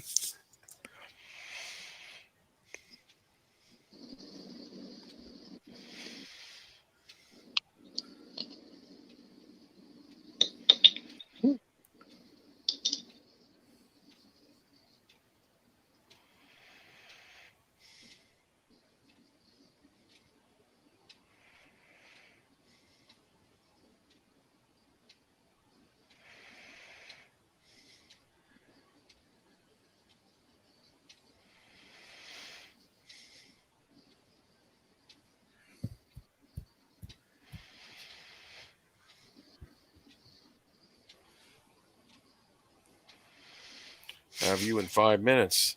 That's right.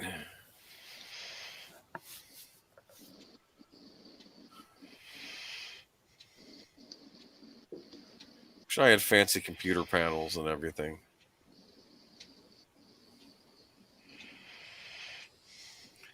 Do you think this echoes the first movie too much? Is that your complaint, Daniel?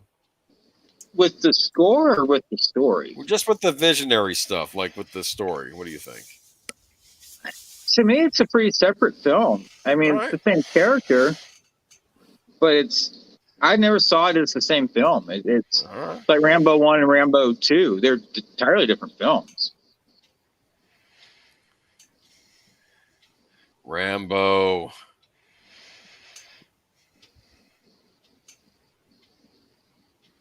I mean, when I first saw it, I thought this is like a really violent film, and it's got a lot of cussing in it. But again, it's a product of its time. That's how they were back in the 90s. I mean, you remember that. That's how they were. Mm-hmm. And they don't make movies like that anymore. Yeah, it's hard. It's hard to find this type of movie. I did really enjoy Wrath of Man from last year with Jason Statham, but that was more. It's more like a crime movie than an action movie, but it was a really good performance by Jason Statham in that. That was actually a good Jason Statham movie. Guy Ritchie directed it. They could have gotten him for Bond. I don't get it. Do you think they'll get what's the guy that plays Superman? What's his name? Henry Cavill. Henry Cavill. Yeah. I think Henry Cavill is better at playing heavies, like villains. I think that should probably be his more trade. James Bond's not a nice guy. He's not a nice guy. I don't know. I hate to say this. They're really going to have to sell me on Bond for me to give it another chance at this point. I mean, I have to watch this latest one. I ain't paying money for it, so I'm waiting for a copy to become available to me. But just from what I heard about that last movie, I'm just kind of can we make Bond movies fun again? That's what I'm asking. and not kill him at the end. Well, I didn't say it. You did. It's been out for since October. I'm just going to make a joke though. Even up until including Sky, I made a point after seeing Spectre that I'm tired of going to see a Bond movie. And it feels like a funeral for the character. I didn't know that would literally be the case with this latest one. So, there you go. Because it's like they're torturing this character throughout all these movies they've had. I like Skyfall all right because I thought Skyfall, we might finally be over the hump. And then, no, we weren't. You find that out in the next one. But it felt like we were over the hump, like he was going on through a bad time and they were going to finally get the Bond we knew back. And then that didn't happen after Skyfall. And who knows if we'll see John McClane again. Would you like to see Bruce Willis in another Die Hard movie? Probably not. Okay. Pass. I didn't like the one in Russia. That was not good. I mean, I did appreciate with the sequels that you got to see his kids. That was kind of interesting. In the fourth one, you see his daughter. Fifth one, you see his son.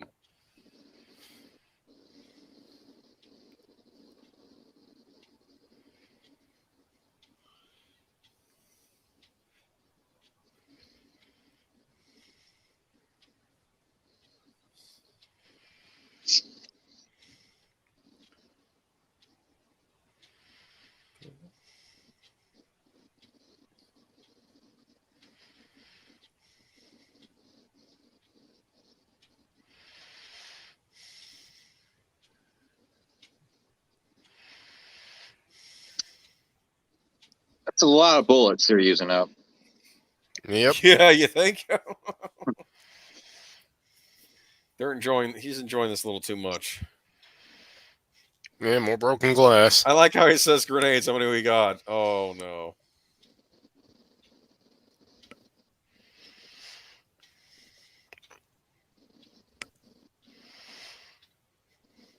Get out. Get away from the grenades. I think those are like the longest timer on grenades ever. But that's Absolutely ridiculous. I remember this from the trailer. This scene with him flying out of the plane. Remember didn't they have this in the trailer with him doing the eject thing?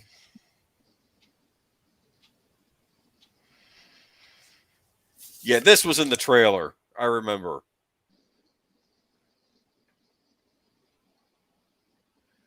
That's what you went to movies for, to see effects like that, right? ILM did the special effects. I think they still hold up. No, I think they're very good. That's my point. It was you wouldn't see this on TV. You wouldn't see this on MacGyver. No offense. They had the money to spend. You get to see these cool effects. And I'll tell you this: I am a big fan of Cliffhanger, and I know some people don't like that movie, but I'm a fan. Have you seen Cliffhanger? Long time ago. Stallone on HBO. And then he lifts some guy up into, what is it, stalactites or stalagmites or whatever's on top. He shoves the guy into one. I remember that. Yeah. That was a Rennie Harlan film too, wasn't it? It was, yes.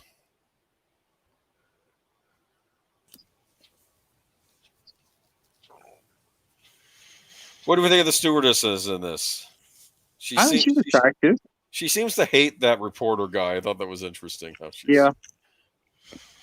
What's this big game thing that's all over YouTube today? Somebody went off at a game panel. Do you know what I'm talking about? Oh no! Are they talking about who's talking about this? Everybody. Is this that G4 nonsense? Oh, like G4. That. I heard something about that. If this is what I think it is, yeah, I think I know what you're talking about. No, this lady went off. Like, I'm done. You know, tell you what, chat. If y'all aren't into video games, maybe now is not the time to pick up the hobby, because there's just too much BS in it right now. Simpsons. The Simpsons. Oh, that's right. I remember The Simpsons. Oh, that is all you can tell about animation style. It's old school Simpsons. Yeah. I remember when The Simpsons first aired with that Christmas special. Remember that was Santa's Little. Yeah, and then they were on the Tracy Ullman show before that. I remember they were. Mm-hmm. I miss those skit comedy shows Fox did. They were pretty good, like Tracy Ullman and Fox Living Color. Took a lot of chances when they started. It's like we got nothing to lose. We're just gonna try everything, and it worked. They took risks, like the X-Files. No, none of the other three networks would have tried the X-Files. No way. But they also had Tracy Ullman, The Simpsons, Cops, Married with Children. Yeah, 21 Jump Street. 21 Jump Street. They had that werewolf show that was pretty good. I remember the werewolf show. Yeah, I don't like. That was pretty good. I watched it. Yeah, that was a pretty good. That was a pretty good story for a werewolf show. That was it was like it was. It was didn't like glow in the dark or anything. You know? No, is that a thing? In Twilight movies, they glow in the dark. Yeah.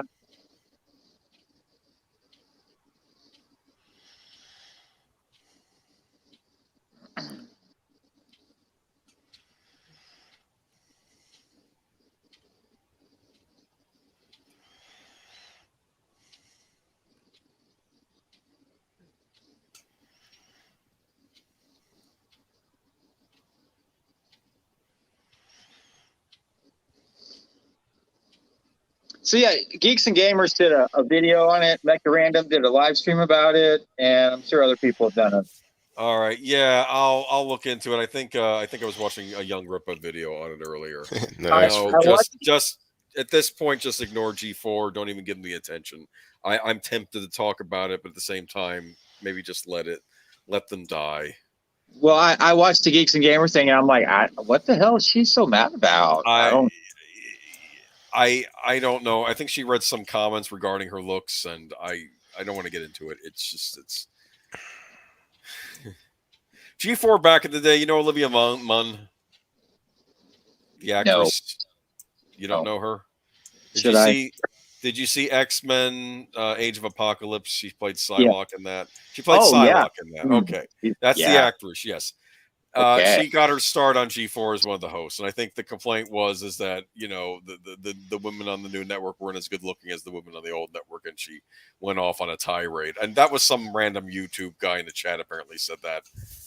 Who knows who wrote that? It could have been anybody, and I don't know what she read either. And then she goes off on this tear, and it's like, okay, Well, people say things on the internet all the time. If you can't take it, maybe you shouldn't be on the internet. It was basically like a big. It sounded to me like a big feminist talking point, and people are here just to learn about games. And this is just where we are. And I'm done. I'm over it. We're,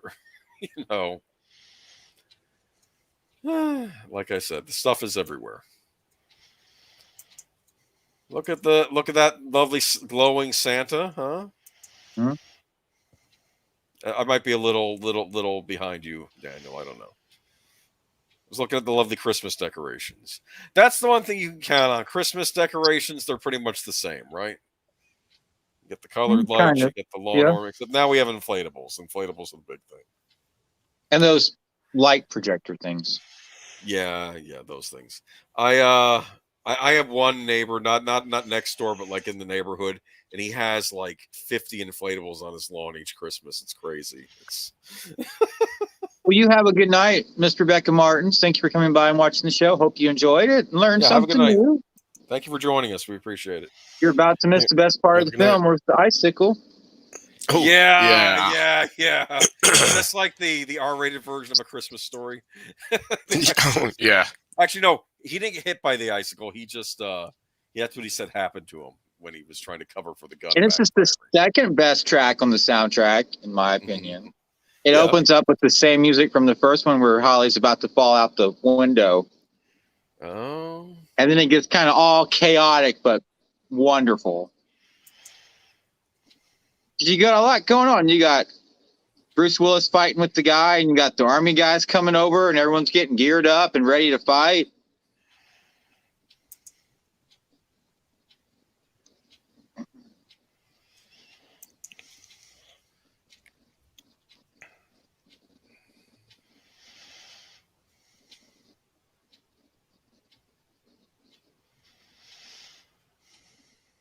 No more surprises.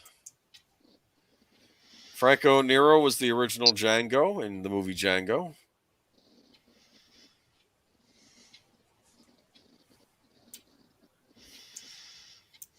You know, the first time I'm like, why are they switching out magazines? I gotta say, this has a pretty good cast, don't you think? I mean, It's got a very good supporting cast. I think this has a great supporting cast. Yeah, I mean, I'm picking out people here and there all over the place. It's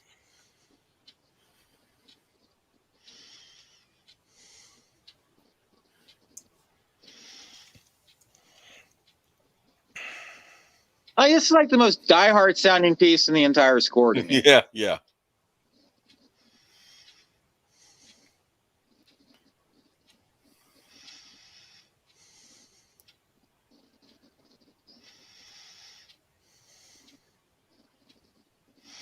You know, that scene got a lot of flack back in the day too. Like, you stabbed someone in the eye with an icicle. That's so, yeah.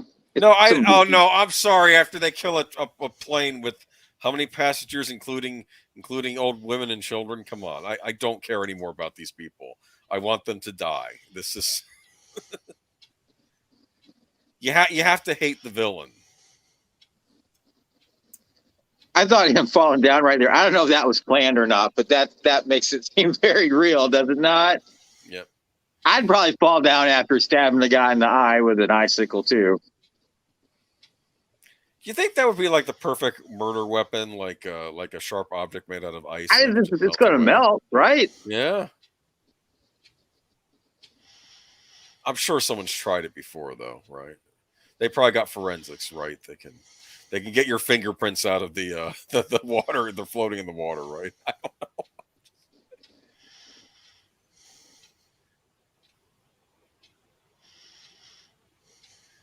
He called me a bureaucrat, and it's Christmas time. Hey, Sound Engraver's in the house. How are you, Miss Sound Engraver? Hello. Hey, Sound Engraver, good evening. I started watching your Star Wars stream about the future of Star Wars music, and the only thing I can think is like, no. You were on the fence about the Mandalorian soundtrack, right? But you decided not to, I guess. I was on the fence about buying it because I know it's going to shoot up in value, and I may want it like 10 years from now. But I know you decided not to, though. You weren't sure. Yeah. Yeah, it's already going for like 3 times what they were asking for.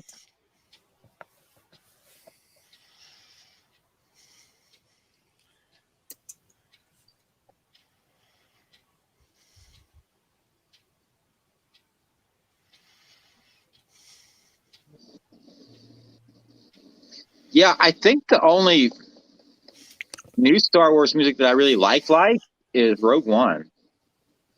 I really, really liked Rogue One. Apparently, that had a completely different score though when it started, didn't it? And they had to redo it. Alexander Desplat was signed to do it, but the reshoots pushed him out because he had other projects to do. Okay, because I'd heard they were gonna have it was gonna have a way different score. Yeah, Michael Giacchino had like a month to write it. You know, I didn't get the score for the original Django, but I got the one for Django Prepare a Coffin. Had to get it off eBay. That's a Western movie series. Apparently, there are about 50 of them.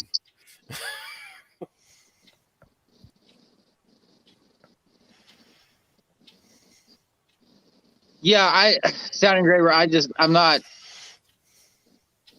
I mean, music for The Mandalorian's okay. It's not. I guess it's not memorable. Perhaps I would call it forgettable. Yes, the opposite of memorable. It just wasn't my cup of tea. I know there's people that like it. I'm just not one of them. So.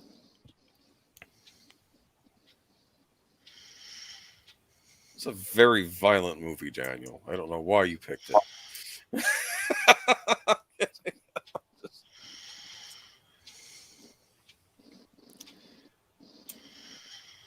Have you seen Die Hard or Die Hard 2 Sound Engraver? Just curious. That guy looked like Tobey Maguire. I know it's not him, though, because he would have been a child when this was made. But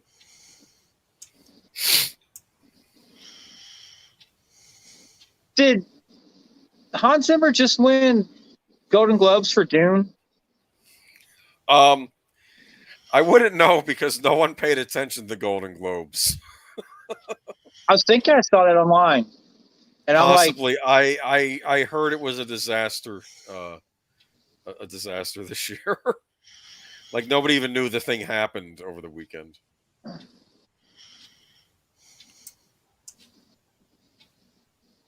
I didn't care for the Dune score. I bet $1 Sound Engraver liked it. I don't remember. I'm still waiting for the other parts of that movie to come out.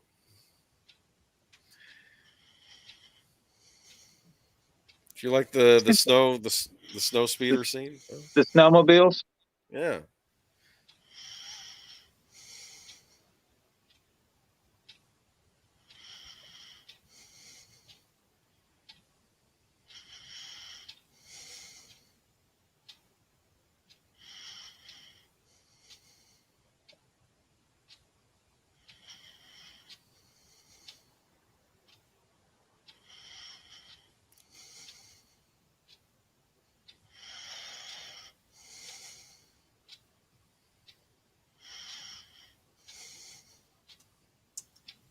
So, Chris P., this was all new to you. Is that right? When you saw it a few days ago?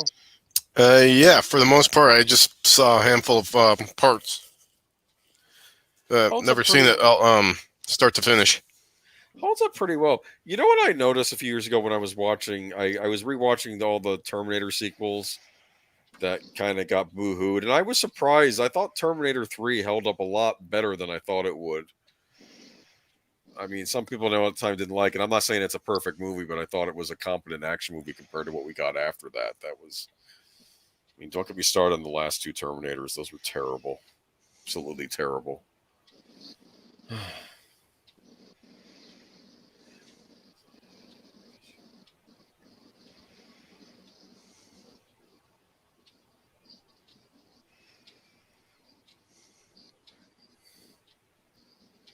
Oh, and Sound Engraver, I've got your Christmas present and Professor Geeks. I just have not mailed them yet because I suck like that. Well, you were ill.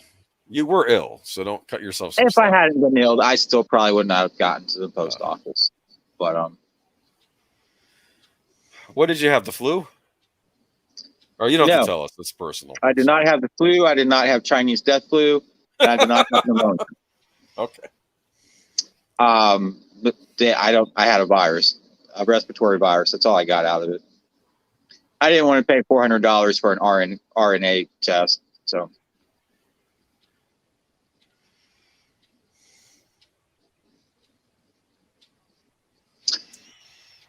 What did I not like about the Dune score? Like the entirety of it at all? I've tried listening to it. I can get maybe 30 minutes into it. I'm just like, I either got to turn this off or I got to like gouge out my eardrums, one or the other. I'm not trying to be mean. It's not doing anything for me. It's like, oh my goodness. It's like raw sound. Didn't you like the bagpipes? Were the bagpipes when they were playing? Yeah, bagpipes are great, but no. And yes, I was sick for like 3 weeks, but I'm better now. So I'm still tired a lot. I've been taking a nap most every afternoon for like the last week or so, which I don't care for. But I just get tired and I just lie down and I fall asleep. It's the winter. It is the winter.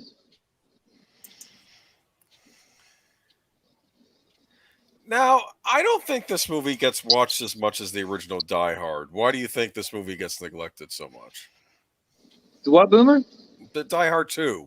You always hear people talk about, I love Die Hard. I love watching. I never hear people talk about Die Hard 2. It's just a forgotten sequel, I think. I think they skip over to the third one. That's pretty brutal, man. That guy just slipped. That guy's, that's... Yeah, that shocked me when I first saw this. See, granted, this is a 90s movie, but I still consider these 80s villains. 80s villains were the worst. Villains in 80s movies, they just... You don't like them? Toy Habits is in the house. Hello, Mr. Toy Habits. How are you tonight? I saw you dropped a new video. People, if you're not subscribed to Toy Habits, if you like toys and action figures, like He-Man or G.I. Joe, or Mythic Legions, or Sectars, follow Toy Habits. They have a very nice channel with lots of toys. It's got a cool channel.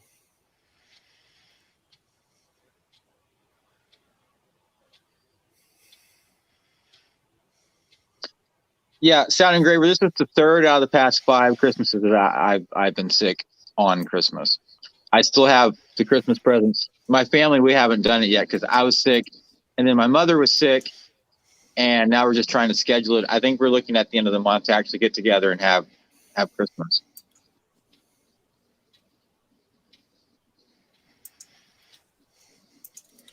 Yeah, you're right. As soon as I'm done with my show, I will comment on your new video. So fear not, it is forthcoming. And did you decide to do a live stream this week? I know you said you hadn't planned on it, but maybe you changed your mind. Yeah, we have to get to the G.I. Joe sequel at some point, don't we, Daniel? We do. Is Rachel Nichols in it? She's not. Okay, maybe she was busy doing Continuum. Continuum, those in the chat, a very underrated science fiction series. And Boomer, speaking about Rachel Nichols, when is your birthday again? May 21st. Why are you asking? May 21st. Okay. They haven't invented the Rachel Nichols robot yet, the Android. Okay? Are you sure about that? I hope not, because I don't want to go there yet. I'm not I'm not that deranged yet, but maybe by May I will be. Oh, look at that. He's shooting blanks. He better be glad this was an Alec Baldwin. I'm just saying. Yeah. Yeah, that's not exactly now. It's yeah.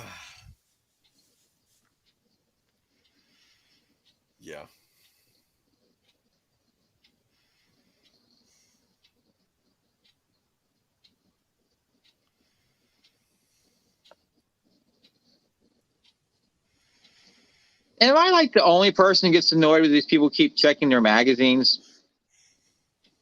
Yeah, it's Do you too not much. know? It's Do you too not know much. if your gun's loaded? I mean, really. It's like the Nice George picture of Lucas cut. Thornburg. I'm sorry, I'm being mean. I was going to say it's like the George Lucas cut. Well, we didn't see him change the magazine, and that's. I made a joke that when I saw Empire Strikes Back Special Edition in the theater, that is like, I kind of just assumed Vader got back to the Star Destroyer. I didn't need to actually see him get in the shuttle and then get off the shuttle. I assume Darth Vader eats food. I don't made need to see him eating food. You know. I made that leap when I saw the original cut. I mean, I like other parts of that movie, other parts of the special edition, but that one I thought it's like, yeah, I know it's. He could have been president. Of course, he's dead now, isn't he? Fred Thompson? Yeah, he passed Thompson. away. Yeah. Not the most flattering picture of Thornburg. No. Yeah, Thornburg, I have to admit, this... I'm guessing that's Cyrillic right there, Boomer? Cyrillic? Yeah. Maybe. Well, if it is, that's awesome. If it's not, please tell us what it is. It looks like Cyrillic to me. So that's what we'll go with. Welcome to the show. Thank you for stopping by. Yeah, that's a bot, dude. It means you're doing well, or maybe they're just going everywhere these days. I think everybody's been getting on them on their streams lately. Are you sure it's a bot? Well, I'll let you just ask Chris P. Chris P, is that a bot, or is it just someone from other side? Yeah, it looks like a bot to me. I don't know. They could be from Planet X. You never know. So block user or put user in timeout. What is a timeout? Block the user. Okay. All right. There we go. We're big time now. We're getting bots.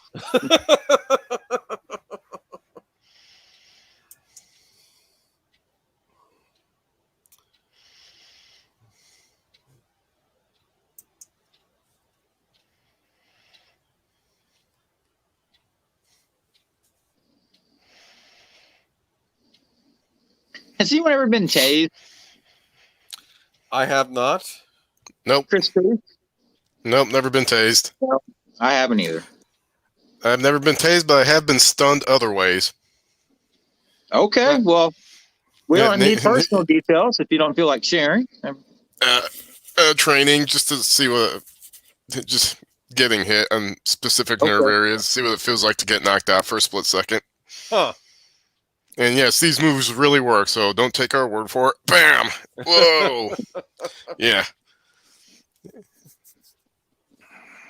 Do they like light up with electricity like they do in the movies when you hold them up close and you press the button? Oh, you see the stun gun? Do they spark? Yeah. I don't know. Yeah. That's what I'm wondering about. So I don't know if that's just an effect for the movie where you have the lightning coming out. Because back in the 80s, they liked lightning effects, like electricity effects. That was always a big thing.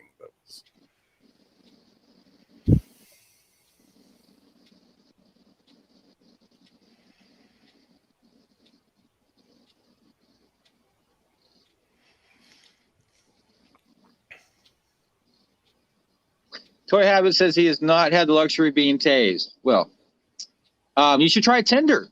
You can probably.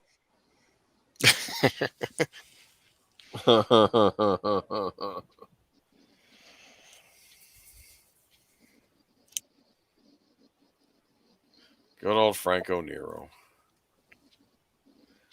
I have one movie with him which I saw was called The Fifth Chord, and you see him as he's upset because I guess he's divorced and I don't know if his wife is dating somebody else, and he's driving and he's got a bottle of Jim Beam in his other hand that he's taking swigs from while he's driving home, and it's like, don't do that.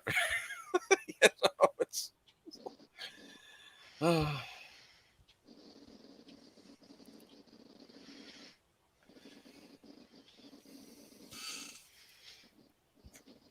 At this point, are you sort of on the bad guy side? You know, you're kind of enjoying the revelry. No. Oh, I'm sorry. Okay, well, you know. Why would you be on the bad guy side? Well, they're going to get rich and they're going to get to party hardy and some the Caribbean or something. Okay.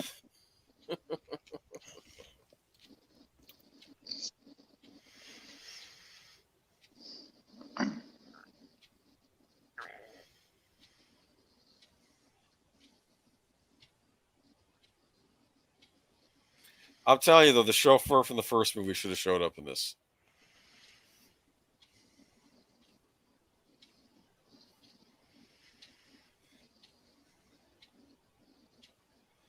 Maybe he had to get a job. He had to move and get a job at the airport in D.C. That could have been another thing, right? It's like, well, what are the odds? You know. Okay, no one's liking my idea.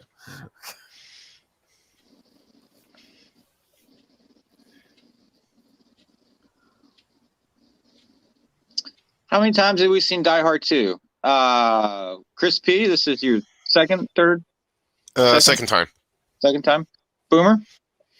I don't remember. It's probably not past 10. I don't think so, because this was not one I rewatched a ton as a kid, because I kept thinking I just didn't like it as much as the original Die Hard. But I'll argue, though, upon rewatching it, this actually holds up a lot better. And it's, even an action movie that's not as Die Hard that's not as good as Die Hard 2 is still better than most action movies made today. So let's cut it some slack. I probably saw it 6 or 8 times that summer, because back in those days, I was always at the theater. See, my big movie that summer was RoboCop 2 and Total Recall. Those are the ones I liked. Okay. I'm glad you like RoboCop 2, Boomer. It's up there. I got it's up there. Okay. Here's what it is. RoboCop 2 is the movie everybody hates that I like. That's one that always gets panned as a bad sequel, but I like it. I don't care what people say. I think they're being too harsh on it. I like the fact that one of the cronies for the bad guy was dressed like Elvis. He was like an Elvis fanatic.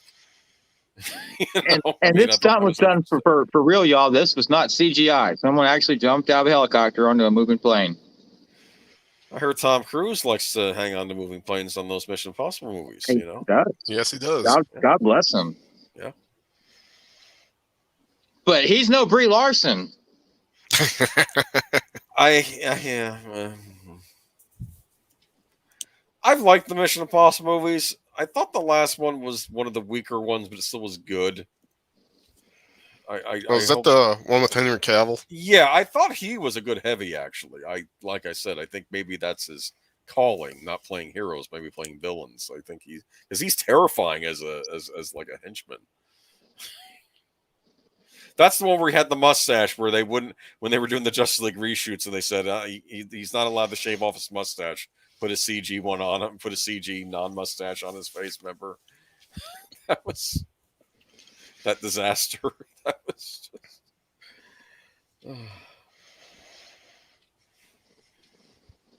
People kept thinking he was doing some independent drama or something where he had a mustache. No, I think it was Mission Impossible. I guess it was Mission Impossible 6. Yeah. Wow. I think that was part 6 in that series. They always stop doing numbers on these things after a certain point, but... So what do y'all think about this fight? It's impressive.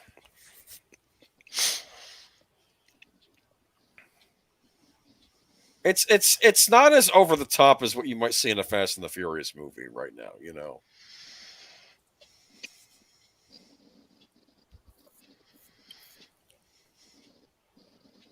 If they were in the air, I might find it tough to believe, but they're still grounded. So yeah, it works. It works.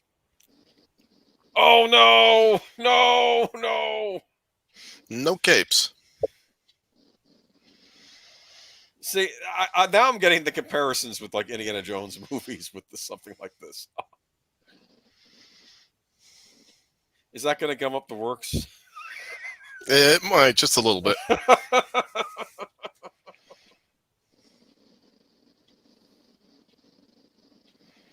Oh, no, is he going to let the fuel out?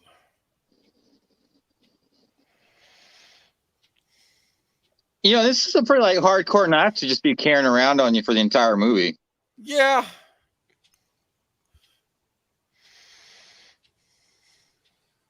Knives are scary. What's the old expression? You rush a gun, you run away from a knife. Okay. I think the idea is that, if you're still running, you can get shot, but you might have a better chance trying to disarm. But with a knife, just get out of there. Yeah, you only have to get hit a couple times in the right place with a knife, and you're done. Yeah. Yeah. Or at the very least, you can't move. They say a person can close a 21-foot gap in less time than before you can get your gun out. So if Chris P had a knife at 21 feet, he could get to me with his knife and kill me before I could get my gun out of my holster. Yeah, I saw Mythbusters covered that. And I think it took Adam 2 or 3 seconds to get to Jamie. And the time it took Jamie to pull out his gun, aim, Adam was at him already. Yeah. And even if Jamie managed to get off a shot on Adam, he would have already been too late. Adam would have stabbed Jamie. Yep.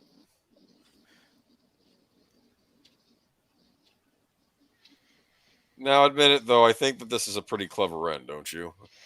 I like, I know it's not realistic, but it's a movie and it is pretty awesome. Yeah, but it's better than them repeating the first where he knocks the guy off the top of a building or impales him on a hook and sends him into flames. Just have a simple thing. He has his iconic line. Maybe they should have had a different line. I like the line. I like the line in the first movie. I don't think it needs to be in every one. I guess that was for the trailer, right? They're going to have him say it in the trailer and cut it off as he gets to the F word, right? And then it's going to be... And ILM did a wonderful job with this effects. Yeah, people think Industrial Light and Magic, they always think to George Lucas, but they got around in Hollywood. Mm-hmm. They did. They did a lot of great effects for many movies I've loved over the years. Does Disney own ILM now? We bring a knife to a gunfight. I guess it depends on the distance between the person you're fighting. I'd say bring both. Yeah. I was maybe watching bayonet, No, Yeah. I was watching an old Western, and I'm not kidding you. A guy brought a whale harpoon to a gunfight. Holy crap. Wasn't that one of the Dirty Harry movies? No, it was prior to that. It was like a 1950s or 1960s, like a black and white Western. But wasn't there a Dirty Harry movie where he killed a guy with a harpoon gun? You're right. Don't spoil it. I'm not they gonna say asked him anything else. where's so and so? He's hanging out back. Oh. No. I love the fact that that's his final kill in that series. That it's with the harpoon gun, because you're expecting his 44 Magnum, right? No, harpoon gun. Oh, and I hated that guy too. I mean, we got to get to the Dirty Harry movies at some point. Those have to be.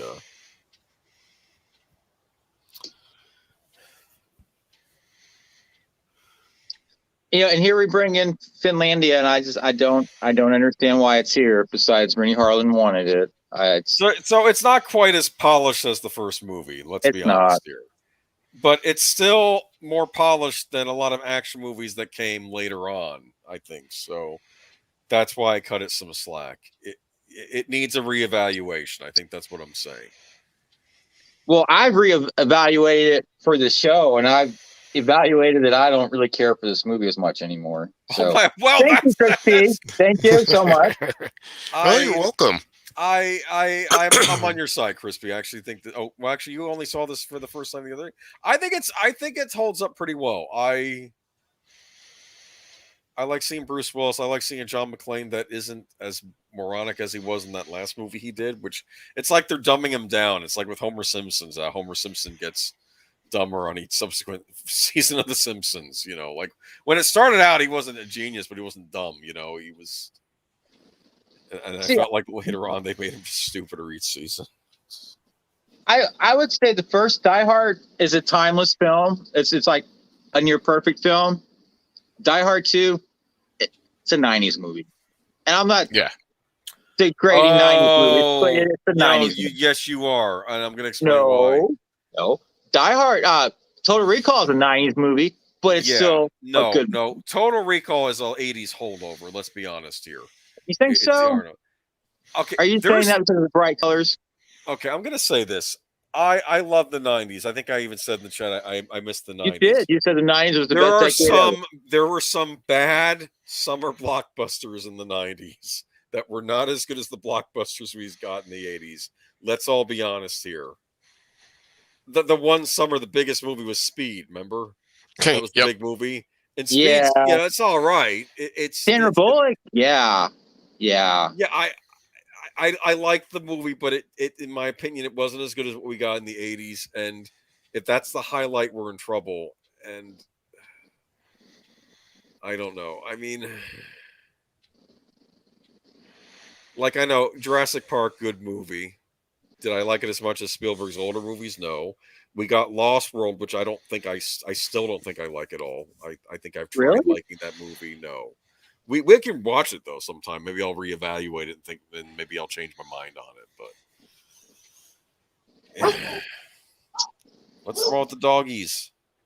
I don't know. Maybe UPS is dropping something off finally. Doll Man. I don't think I've ever seen a Doll Man movie. I should put that on my watch list. No, I am now a subscriber to AMC Plus. Are you? That comes with Shudder, because they had it for they had like some crazy cheap deal, and it was like $23.99 for a full year. And I'm like, that strikes me as cheap. So I went ahead and went for it for the whole year, and we'll see if this pays out or if it was a maybe not so worth it. But I don't know. I'm starting to wonder if maybe the savior of entertainment, if there is one, will be the streaming services no one's heard of. The ones that have to compete with the big boys. Maybe they'll make good stuff, right? Yeah. Because what do they have to lose? Be creative. Yeah, like I'll say this. I said it. I said it before. I did like the adaptation of The Foundation on Apple TV. I have to read the book now, though. I started that, but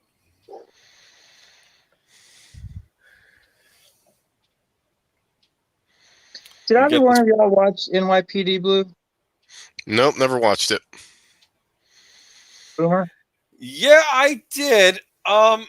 Good performances. My issue with NYPD Blue was, and I realized this at the time, was that I would watch an episode, I would get to next week's episode, and then I would forget what happened the previous week. Because it just kind of, I mean, on one hand, I think it was trying to be a realistic look at, what it was like being a police officer in New York City at the time, but I just didn't find it as compelling as something like Homicide. Homicide, I thought, was a much better cop drama at the time.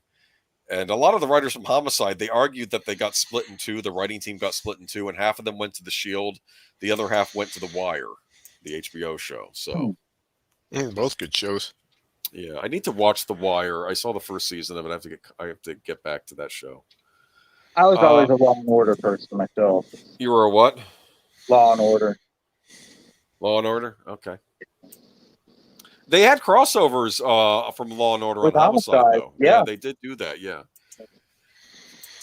I did. You know what? I will give this for Dennis Franz, though. They at least give his character a little bit of a redemption with that final scene, right? With him tearing up the ticket. Yeah. So, everyone can have a Merry Christmas, right? Except for Franco Nero, who's a crispy critter right now. And that, ladies and gentlemen, is Die Hard 2. Not as good as Die Hard 1. Okay. That's the subtitle. Not Die Hard or Die Hard 2. Not as good as Die Hard 1. Die Hard 1, yeah. Subtitle on there. Oh, man. I don't know. To think I was going to get you an original signed Die Hard 2 poster for your birthday. Well, there goes that idea. What? Go ahead. What were you going to say? Sorry, what were you saying, Chris B? Oh, I was like, well, there goes that idea. I know. I'll gladly take it. I'm joking. I just... The original Die Hard 2 poster signed by William Atherton. Yeah, there you go. That'd be awesome. I'd be very proud to display that in my house. But I did just get sheet music for the Imperial March, autographed by John Williams. Oh, that is very cool. That is very cool. I now have 2 autographed items from John Williams. Birdman, can you play any instruments?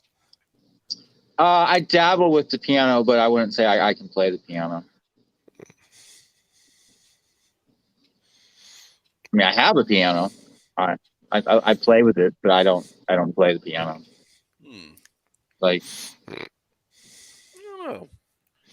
You could emulate the wonderful Keith Emerson. I don't know what you thought of the Nighthawks score, but maybe we can save that for if and when we do a rewatch. All right. We can have an Al Pacino month. Yeah, that could work. It's funny. Sly Stallone. This was before he got into his action movie phase. Because if you watch the movie, I still would argue it's kind of a thriller, suspense, and like action type movie. He's a hardcore cop in that, but I think it was more character driven than the stuff we got from him later on with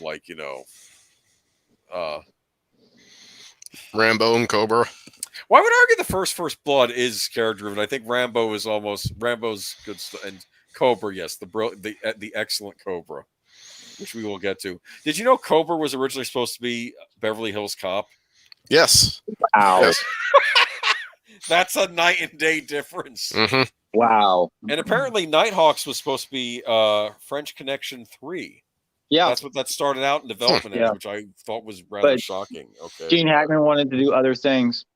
Yeah, so they did Nighthawks instead, which I'm glad they did. Not a movie that was well received when it came out, but oddly enough, I think Gene Siskel liked it, and I think Ebert didn't. I think they were split on that one. It was good seeing Billy D. Williams in another movie. I think we really should have seen him in more movies back in the day. Yep, he will always be Lando Calrissian, though. Always be Lando, but he's a good actor. I wish we would have seen him creep up more in movies. He was in Christmas Lilies of the Field. It was a remake of Lilies of the Field. Really? I think that's what he was in. I should hunt down. Maybe I'll hunt down. That's an idea. Maybe I'll do a Billy D. Williams month and hunt for some Billy D. Williams movies. You want an 80s bad buddy cop movie? There's it's Billy D. Williams and Robert Carradine in a movie called Number One with the Bullet. Really? Yeah. Okay, I'll hunt for that one. It might be available on YouTube for free right now. I'll look for it. If not, I'll see if the library has it, or maybe one of the many streaming services that promise me movies and never have them. I'm waiting for the Star Trek movies to vanish from AMC Plus now that I'm a subscriber. They'll now disappear, and they'll go somewhere else. They will go elsewhere because Boomer is now subscribed to AMC Plus. I'll be blunt. My mom. There was an argument with the satellite company CBS, and my mom watches all these NCS, so I decided to be nice and I bought a subscription to Paramount Plus. But I literally just hate Paramount. I know a lot of people. A lot of people are mad at Disney or mad at Warner Brothers. I don't know. I think Paramount is getting up there with me, just with the cringe crap they do lately. I just think I'm getting to my limit at this point. How you doing, Daniel? You got quiet. Did I start ranting? Nobody wants to hear me ranting. This is not. You're fine. You're ranting. We love Paramount Plus. We love H Boomer rants. We love the remake of The Stand. Your ranting does not bother me at all. We love the remake of The Stand with Ezra Miller as the. Good grief! No. Yes, he played the trash man, the guy that liked to blow stuff up. Yeah, Trash Can Man. Trash Can Man. That's what we played in that. Yeah.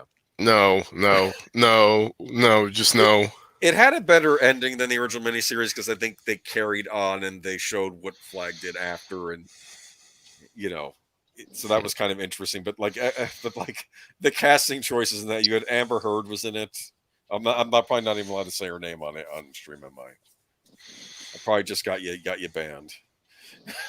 Ezra Miller and Amber Heard. Wow. No, Whoopi Goldberg was in it as Mother Abigail. She actually wasn't bad in it. I'm trying to think.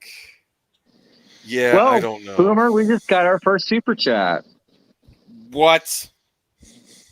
Thank you, Toy Habits. That's very touching. I appreciate that. You didn't have to, but that's very touching. My first super chat ever. If you're still here, show it. Is that it on the screen? What is it? It just went directly to PayPal. It's not on screen. Oh well, that's Oh nice. wow, nice. Cool. Very cool. Thank you. Oh. Like I said though, Apple TV Plus. Keep my fingers crossed for them. Never thought I'd say that. Special features. I want to see missing scenes. I want to see people on fire inside the plane. Can this happen? No, you don't. I didn't. Sorry. I cheaped out and got the base edition. All I get is commentary. You have Apple TV, Boomer? I do. Macbeth is streaming on Apple TV, I believe. All right. Well, maybe I'll look into it. It's Coen Brothers, right? Okay. Yeah. Denzel Washington's playing Macbeth. I like Denzel Washington. He's Frances McDormand is Lady Macbeth. Okay. If it's on Apple, we'll give it a chance. Carter Burwell has done the film score. I can't find where they're releasing it on CD anywhere. You can download it. What's the setting of it? Did they set it period, or are they making it more like modern? It's period. Okay, it's shot like old 1920s movies. It's in black and white. Does it look like black and white? Okay. Like square, 1:1.5 ratio. Thank you for stopping by, Sound Engraver. Great. Well, thank you. Good seeing you again too. Join the chat. We need to do a show with you sometime soon. Let me know what your schedule is and what film you might like to do. Doors open to you. So you just let me know. But yeah, I really want to see Macbeth because it's my favorite Shakespeare play. And the one that came out a couple years ago with Michael Fassbender, amazeballs. Oh my God. Have you seen that film? Anyone? What? No. The Macbeth with Magneto in it. Magneto's playing Macbeth. Okay. Well, it's awesome. Didn't even know it was out. Go out and watch it. Anyways. Am I the only person who likes Shakespeare? Come on. Thank you, Toy Habits. He loves Magneto, not just because he's an action figure, but because he's a good actor and an awesome actor. That he is. Boomer, do you not like Shakespeare? I like Shakespeare. You have an English degree. I feel like I brought this up like 12 times tonight. You have an English degree. I do. I like Henry V. I like Henry V a lot. Henry V. Okay. Yeah. It's a good one, you know. Sound Engraver likes Twelfth Night and The Tempest. Mr. Toy Habits, what's your favorite Shakespeare story?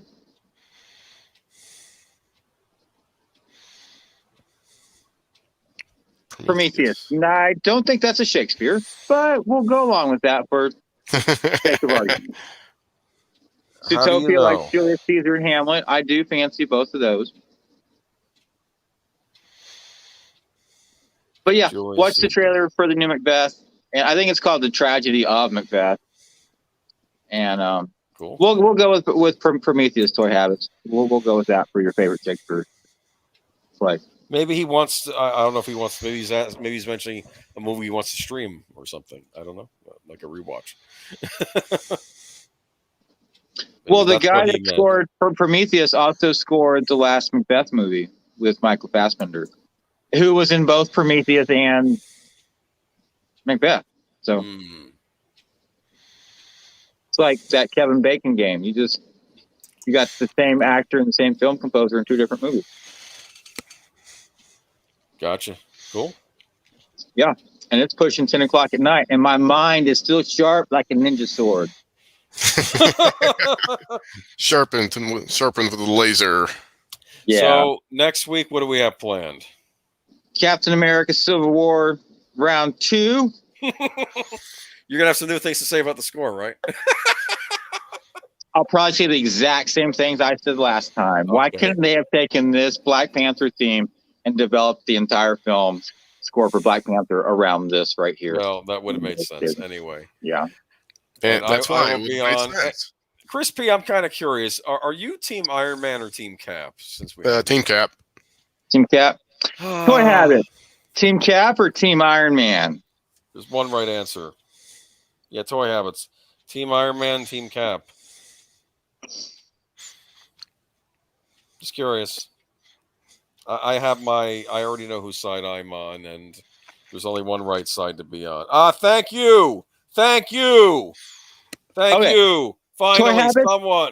If you are free next Wednesday night, would you like to join in the great debate between Iron Man and Captain America? Boomer could use some friends. Don't forget, you can't have more. Well, actually, we should have room Your for one. Your daughter hates Captain America?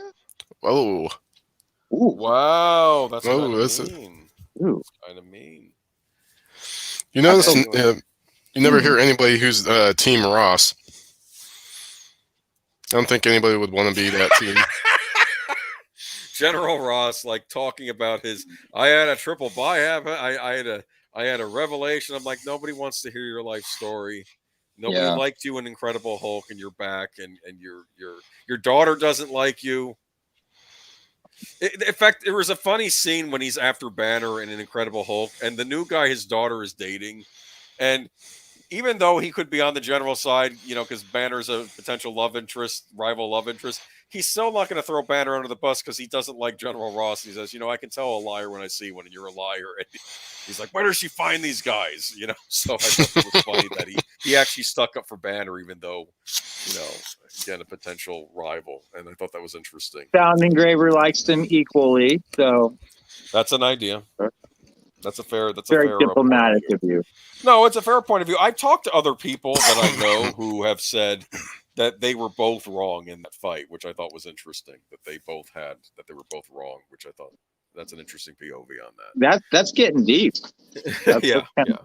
So that'll be an interesting thing next week, and I don't know. I'm telling you, at some point though, we got to do Nighthawks, and we should do the Dead Zone. But I'll let you decide when. I don't know what you want to do after Captain America: Civil War, but. All right. We'll sort it out. Figure it out. We really haven't done a lot of John Williams, and I don't understand that. We'll pick a John Williams movie for after Civil War. Pick a John Williams. Your choice. Your choice. Pick a John Williams. Okay. I would like to have a John Williams birthday party next month on his birthday. All right, but you could do one after. You could do one next month. You could also do one after. No. Just like a John Williams party. Like we'll get some people together and we'll talk about John Williams on his birthday. That's what I mean. We can do that. We can do that. Yeah, sure. We don't have to watch the film. Sure.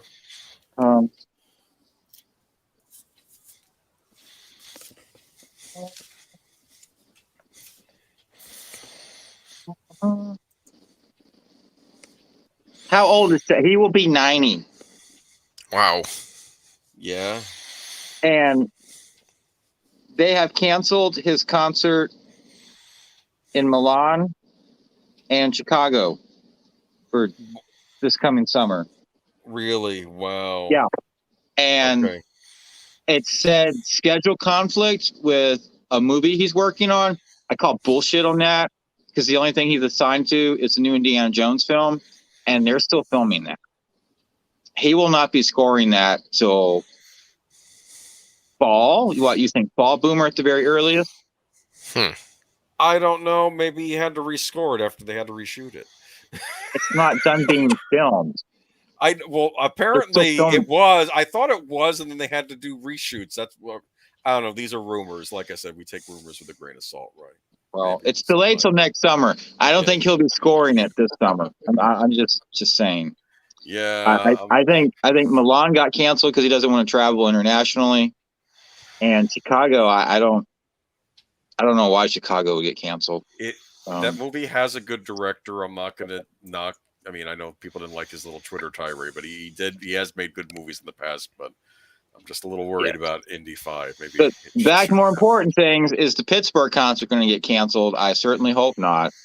Oh my goodness, that's when, in March you were saying? April. Okay. All right. I got tickets to that. Okay. So I hope that one doesn't get canceled. All right. Well, keep your fingers crossed. Yeah. Say a prayer every night. Okay. But I'll say this: you've at least had the pleasure of seeing him perform live, right? A few times. Yeah. Yeah. Met him once. You met him? Very cool. You talked to him? Did you know? Yeah, I talked to him. Yeah. You Have might I have not mentioned told this you this before. tale? I don't know if you did. Maybe No. you did. Okay. Yeah.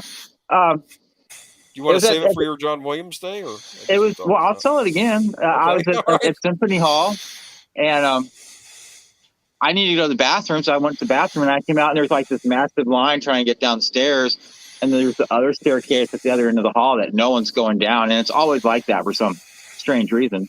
And I went down those staircases, and at the bottom there's this door, and there's a guy standing out there with a CD in his hands, and I'm like, "Hey, you doing what I think you're doing?" And he's like, I was like, "I got nowhere to go." I'm like, "I'll hang out and wait with you."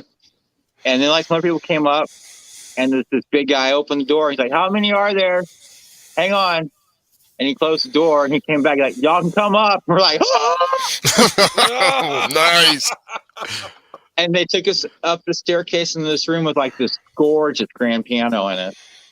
I don't know how they got this piano in that room, but John Williams came out, and he took his time. He talked to everyone in the room. Everyone had a conversation with him. What did you say to him? Or are you going to say What that for did the I? stream? You know, that's a very personal thing, but I will share it with you because we're friends. Well, you can wait till your John No, Williams. I can talk retell a story. I don't know. I I don't know what you did. You said you didn't want to say it, and I was like, you think about it. Okay. I didn't ask him to sign anything. I just felt that was wrong. You know, you don't ask the man who's giving you so much for something. Unlike the lying bitch who was in front of me. She told him Okay. that when her mom was pregnant with her dad was working with him on Close Encounters, and he wrote out the theme song of Close Encounters on a piece of paper for him to give to his wife because she was pregnant, and they wanted to keep it for their daughter, and they lost it, and blah, blah, blah, blah, blah.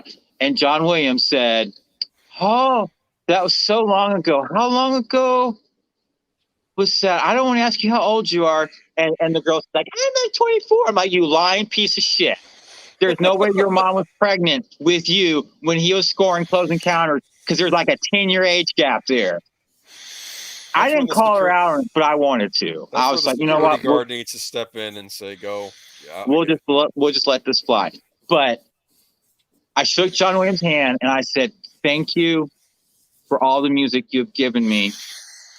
And I just want to tell you, my grandmother and I would watch you on PBS back in the day, and I would always listen to your music, you know, while we would, cook lunch and do dishes and do house chores. And my grandmother loved listening to your music too.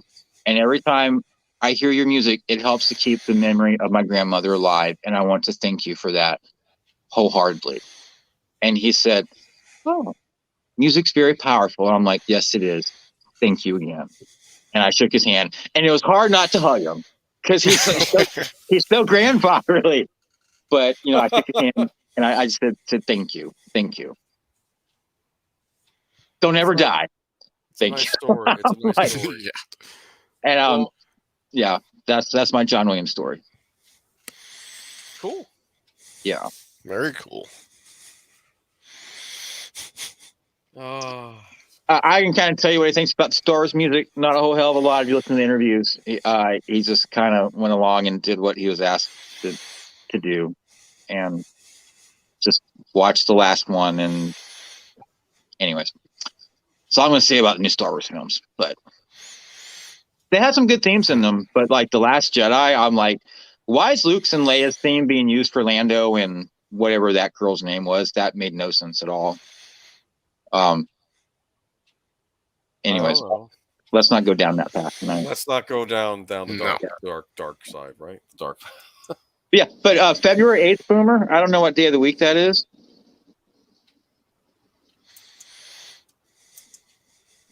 Anybody know what February 8th is? Let's see. February 8th is a Tuesday. It's a Tuesday. Okay. Okay. Yeah. I'm able to make that. Yeah. Sound Engravers. That was the director wanting to use the themes. That was his direction. That's why it happened. Let me see. Tuesday. I just have to make sure what day. That's a Tuesday. That's not the first Tuesday, right, of the month. Hold on. I'll let you know. But yeah, it should be all right. Okay. Sound Engraver, do you want to hop on the John Williams birthday bash? Let me know.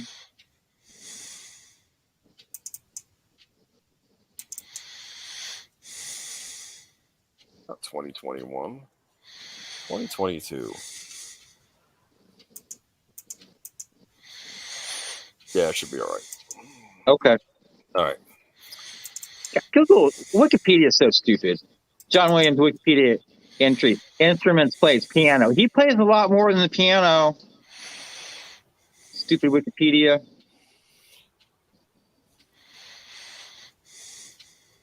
Anyways, so we should wrap this up. My battery's about dead. Thank you, everyone, for coming by tonight. Thank you, Chris P, for joining us for Die Hard 2. Of course. So Tuesday would make up for that. Okay. Okay. So you're good for John Williams' birthday bash? Next week, Captain America, Civil War, Throwdown. And Toy Habits, are you in on that? Yes or no? Let me know. Adopt, don't shop. Keep listening to great film music. And we'll see y'all next week. Thank y'all so much. Good night. Good night.